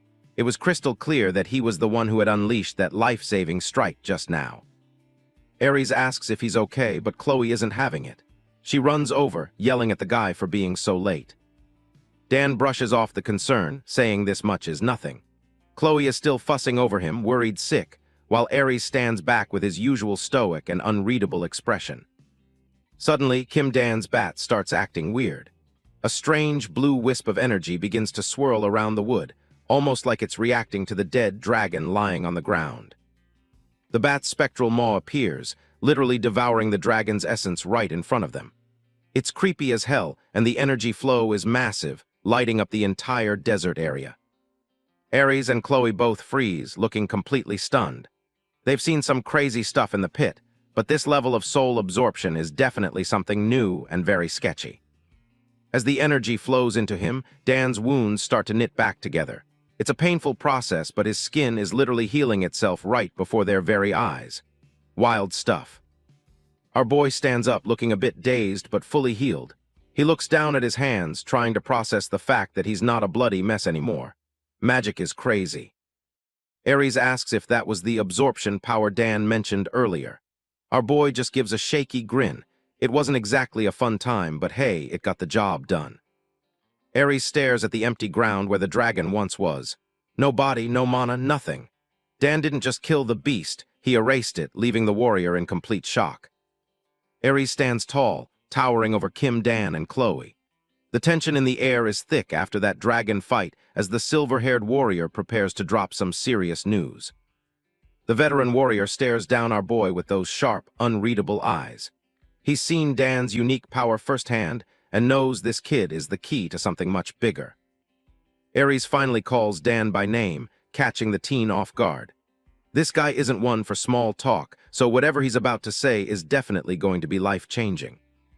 He comes right out with it, telling Dan there's a mission he needs him for. Our boy just listens, probably wondering what kind of trouble he's being recruited for now. Chloe looks back and forth between them, her fox ears twitching with concern. She's already suspicious of this mysterious warrior, and her gut feeling is usually spot on.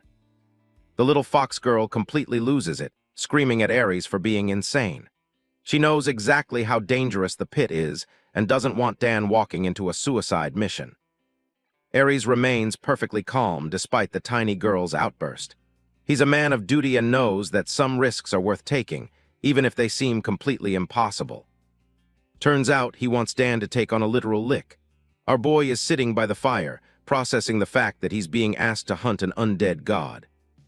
We see a glimpse of the lick, a terrifying ruler of the dead cloaked in purple shadows. Chloe warns that this isn't a quest, it's just a fancy way to die. She keeps yelling, demanding to know why just killing monsters according to plan isn't enough. Chloe is protective of her friend and isn't afraid to let Ares know it. Ares sits down, assuring her he won't force the kid into anything. He's giving Dan the choice, knowing that true power only awakens when someone chooses to face their fears. Chloe isn't backing down, though, shouting that Dan doesn't even realize how terrifying a lick really is. She's worried this moron is going to get himself killed for being naive. But then Kim Dan makes his choice. He cuts through the argument with a simple decision, shocking the fox girl. Looks like our boy is actually willing to take the risk. He stands up, gripping his bat with a determined look. He's tired of just running and wants to know what he's truly capable of in this crazy, new world. Fast forward 3 months, and things have changed. We see Dan happily munching on some food, looking much more robust and healthy than he did when he first arrived here. The kid and Chloe are enjoying a meal by the campfire. Living in the pit for 3 months has clearly toughened them up, and their bond has only grown stronger. Aries watches them from a distance, lost in thought. He's been training the boy, watching him grow from a confused student into a warrior capable of surviving this harsh desert. Chloe is still the same energetic girl, stuffing her face while asking Dan what's on his mind. Despite the constant danger, they've managed to find some moments of peace. Aries speaks up, pointing out that even after all this time, Dan still doesn't fully understand the true nature of his own abilities. There's a hidden power waiting to erupt. Our boy pauses mid-chew, looking a bit confused by the veteran's words. He's been using the bat to survive, but he hasn't really dug deep into its dark origin. The silver-haired warrior insists they need to figure out his power in detail before facing the lick. They can't afford any surprises when they go up against the undead king. He wants to know exactly how the bat's absorption works. Every tool has its limits, and knowing them could be the difference between life and death in the upcoming battle. Chloe looks up, her mouth still full of food as she listens intently. She's starting to realize that Dan's wooden club might be more of a dangerous living thing than just a weapon. Kim Dan stared at his bat, finally starting to feel curious about his own growth. He had survived through hell thanks to that club, and it was time he learned the truth about its eerie power. Dan knew he had a long road of training ahead if he wanted to master this thing. Kim Dan is totally fired up after 3 months of training. He clenches his fist, ready to finally learn some real magic and figure out how to use his mana. But before the real work begins, our boy has to get on his knees for an exam. He looks a bit skeptical as he waits for Aries to do his thing. He's looking pretty drained already, even though the lesson hasn't even started. Dan is starting to realize that magic might be way harder than just swinging a baseball bat around. The group settles in the middle of the desert for a serious session. Aries stands over the kneeling teen, while Chloe watches from her spot on a nearby rock. The little fox girl explains that they're starting with a mana scan. She looks pretty excited about it, even though Dan is clearly just confused about the whole process. Our boy completely loses it when he hears he actually has mana. He's been a normal human his whole life, so the idea of having magic is a total shocker. Chloe just rolls her eyes, casually mentioning that literally everyone has mana. She looks pretty bored with his dramatic reaction, as if this is the most basic thing ever. Aries steps in, saying he just needs to take a quick look inside. He's hopping to figure out the true nature of that weird weapon and Dan's internal energy. Dan immediately panics, crossing his arms and yelling if he's really doing this right here. He's clearly overthinking it, while Aries just looks disappointed at the kid's wild imagination. The veteran warrior ignores the nonsense and places a firm hand on the boy's shoulder. It's time to stop talking and start the actual scan before they lose daylight. He starts channeling his own mana through Dan's body. Blue sparks begin to dance in the air as the two energies collide for the very first time in this session. Aries closes his eyes, focusing every ounce of his concentration on the flow. He's searching for anything unusual, unaware of the terrifying truth hidden deep within the kid's soul. The energy began to swirl violently, intensifying as it cast a brilliant blue glow across the desert floor. Aries' consciousness gradually sank into the darkness, drifting deeper and deeper inside. Once inside, Aries found himself standing in the center of a terrifying blue aura, one that felt more like a bloodthirsty predator than actual mana. The veteran warrior freezes, his eyes wide with pure shock. He's seen a lot in his years as a warrior, but whatever he just sensed inside Dan is totally horrifying. A giant, many-toothed monster silhouette looms over the entire scene. It's official. The power inside our boy isn't just magic. It's a dangerous living thing waiting to devour everything. Aries grits his teeth, struggling to keep his composure as the sheer pressure of the scan hits him. He's realizing that he might have bitten off more than he can chew. His hand trembles against Dan's shirt as the rejection spikes. It's like the energy inside the boy is actively fighting back against being scanned by an outsider like him. Aries stands back, looking completely shaken and exhausted. He stares down at the boy, who is still oblivious to the literal monster that just popped out of his back. Our boy looks up, totally clueless about the mini-heart attack he just gave Aries. He casually asks if the scan is already over, still waiting for some kind of result. He stands up and asks if they found anything cool. Dan is hopping for some epic hero news, completely unaware that his internal mana just tried to eat his mentor. Aries looks at his trembling hand, admitting he has no idea what he just saw. He's a total pro, yet he's completely stumped by the terrifying energy he just touched. The group falls silent as Aries admits it's a total shame. The mystery of the bat and Dan's mana is deeper than anyone thought, and it's honestly pretty sketchy. Aries stares at our boy, realizing this energy isn't even mana. It feels like a completely different living creature is nesting inside Dan's body, and it's definitely not something human. The dude looks away, totally shaken. Sensing that mana triggered a violent rejection, this thing is an apex predator that doesn't want to be found, and it's clearly dangerous. Kim Dan is totally clueless about the literal monster that just popped out of his back. He leans in and asks if Chloe can use magic too, while she just gives him a deadpan look. Our boy keeps on grinning, completely unaware of the dark potential hiding inside him. Aries can only watch in silence, deeply troubled by the fact that this innocent-looking kid is actually incredibly dangerous. A skeletal foot crunched onto the dry earth. These undead soldiers were crawling all over the place, but they were just fodder for what was coming next. This skeleton warrior stood tall, gripping its weapon tightly. It looked intimidating, but in this world, even the dead can't find any rest from our boy's club. Up close, the thing was pretty creepy, just empty sockets and a permanent grin. It didn't realize its second life was about to end very, very painfully. A stone flew whistling through the air, and the skull shattered into a million pieces. Kim Dan wasn't playing around anymore. He was becoming faster and much more efficient with every swing of his bat. The bones clattered to the ground as the monster collapsed.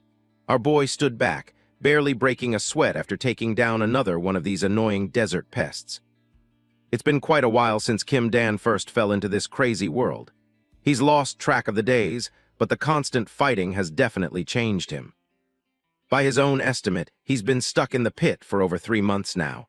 He looked a lot more composed, wielding that wooden bat like a seasoned pro. The bat didn't just kill, it started devouring the essence of every monster it touched. This blue energy was the key to his survival and his growing strength. Kim Dan felt his own body evolving, far exceeding the limits of any normal human. He was becoming a predator in a world designed to kill him. As the blue flames flickered around his weapon, a voice called out to him. It was time to take a break from the endless slaughter and actually rest. He turned his gaze toward his companions. Living in this hellscape alone would have been impossible, but having teammates made the nightmare actually bearable for him.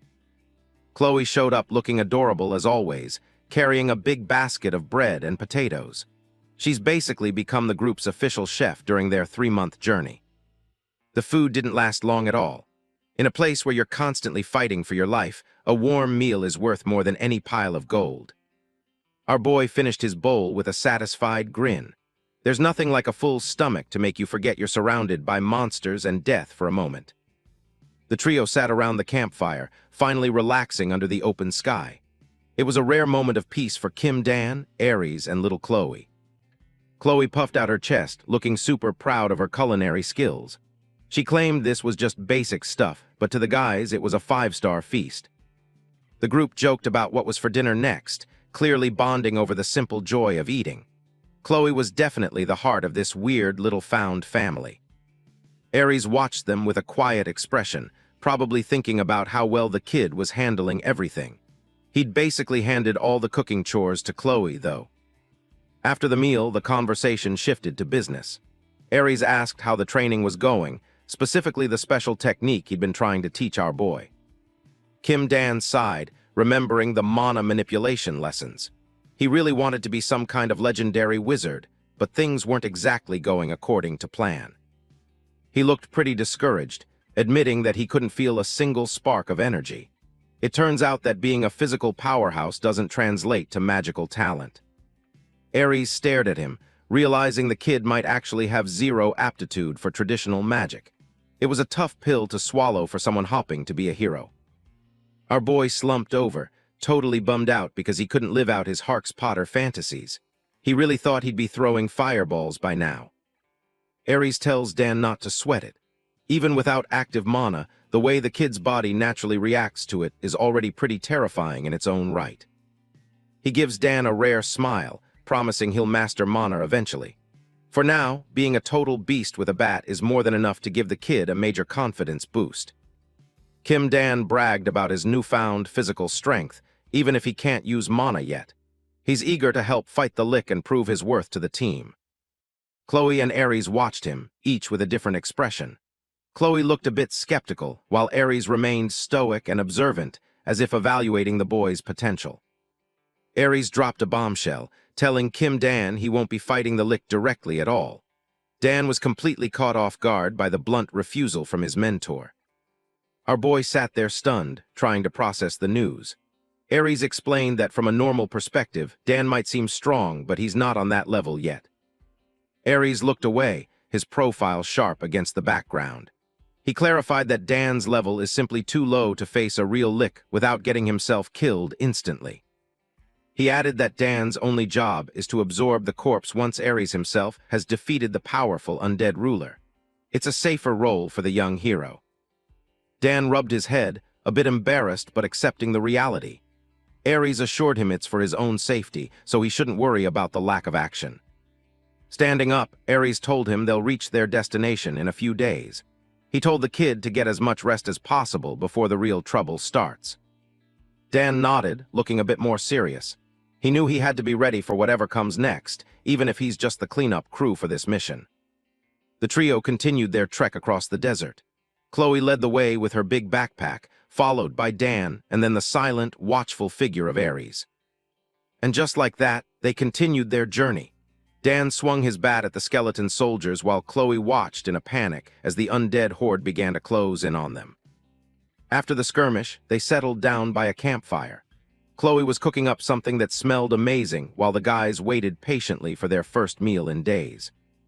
Whenever they have a spare moment, Ares takes the opportunity to drill Dan on combat techniques and mana manipulation. Night fell and Dan collapsed onto the ground, completely exhausted. Chloe was right there with him, looking just as drained from the long day of travel and fighting. We see Chloe's heavy backpack sitting on the dry earth. It's clear that this journey is taking a toll on everyone, especially the little fox girl carrying the supplies. Chloe let out a big sigh, sitting on the ground with a tired expression. She's worked hard as the team's chef, and it's finally catching up to her. Ares looked back at her with a hint of a smile, telling her to hang in there just a little while longer. They were almost at their destination. He explained that once they get through the canyon, the entrance to the tomb will be right there. Dan offered to carry the bag to help Chloe rest. Dan adjusted the straps of the heavy backpack, taking over the burden for Chloe. He's determined to help his friends however he can on this tough journey. With a bright smile, our boy called out to Chloe, telling her it's time to keep moving. They're almost at their goal after 3 long months in the pit.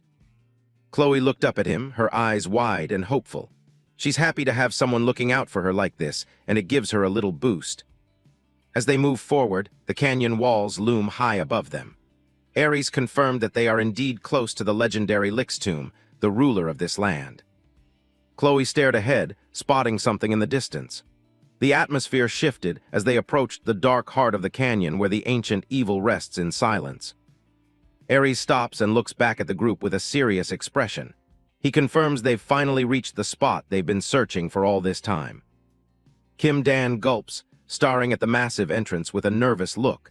The reality of actually entering a Lick's tomb is finally starting to sink in for our boy. The trio finally reached the entrance to the Lick's tomb, a massive stone structure carved right into the mountainside.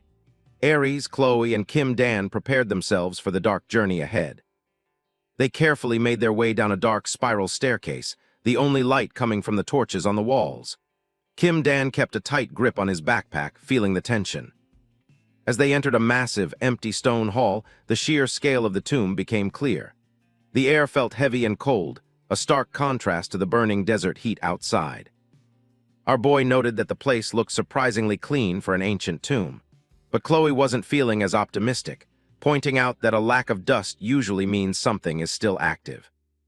Ares raised his lantern, his face grim as he warned the others to stay alert. In a place like this, he knew that danger could pop out from any shadow at any moment. Kim Dan tried to play it cool, laughing off the idea of ghosts actually showing up in a place like this. He was definitely trying to hide his own growing nerves, though. But as they moved deeper into the shadows, that cocky grin started to fade. Something about the oppressive silence of the tomb was starting to make our boy feel a bit uneasy. Just as he was finishing his joke, Kim Dan felt a sudden chill. He whipped around with a panicked look, realizing that some jokes have a nasty habit of becoming very real. Turns out, a glowing skeleton ghost was literally floating right behind him.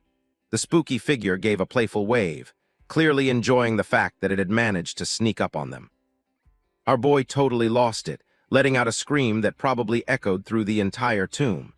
Seeing a talking skeleton up close was definitely not part of his hero fantasy plan today. The ghost skeleton just grinned and offered a friendly greeting, seemingly unbothered by the loud reaction. It was a bizarre and creepy moment in an already sketchy place, for sure. Kim Dan and Chloe were both shaking like leaves, while the ghost just hung around.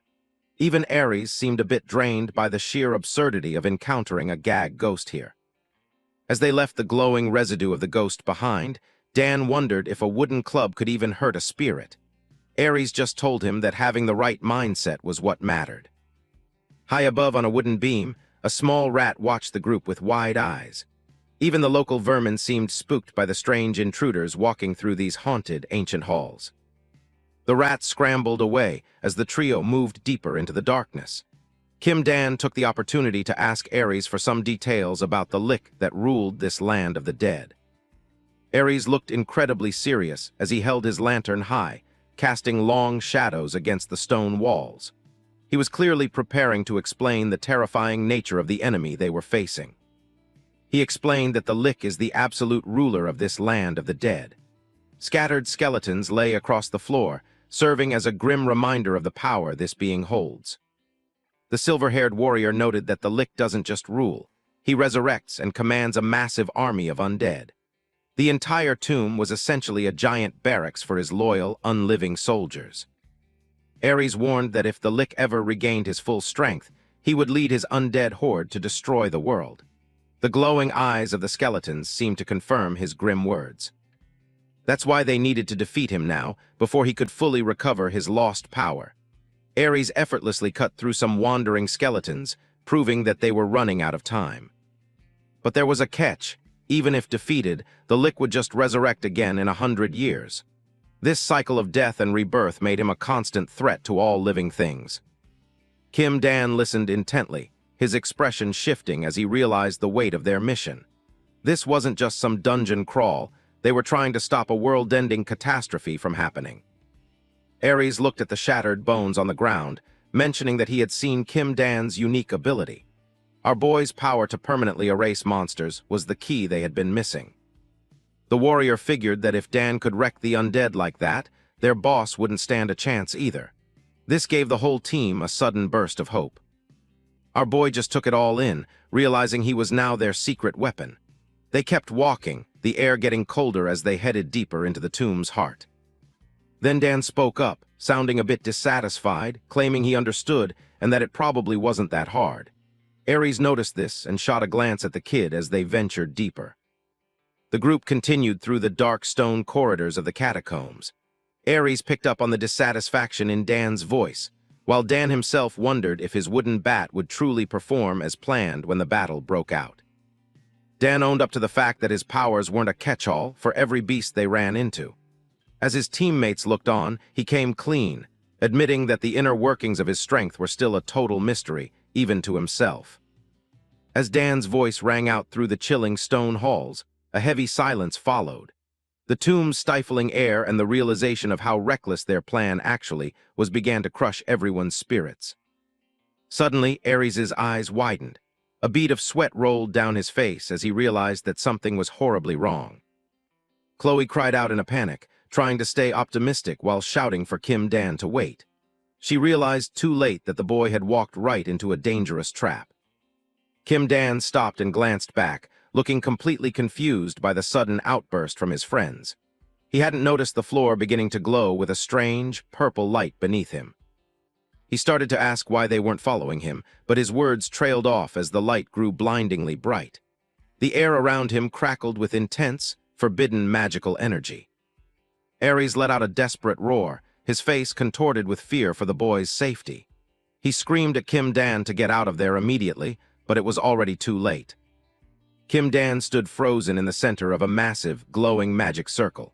He looked down in total shock, realizing that he had stepped right onto a powerful and ancient teleportation spell.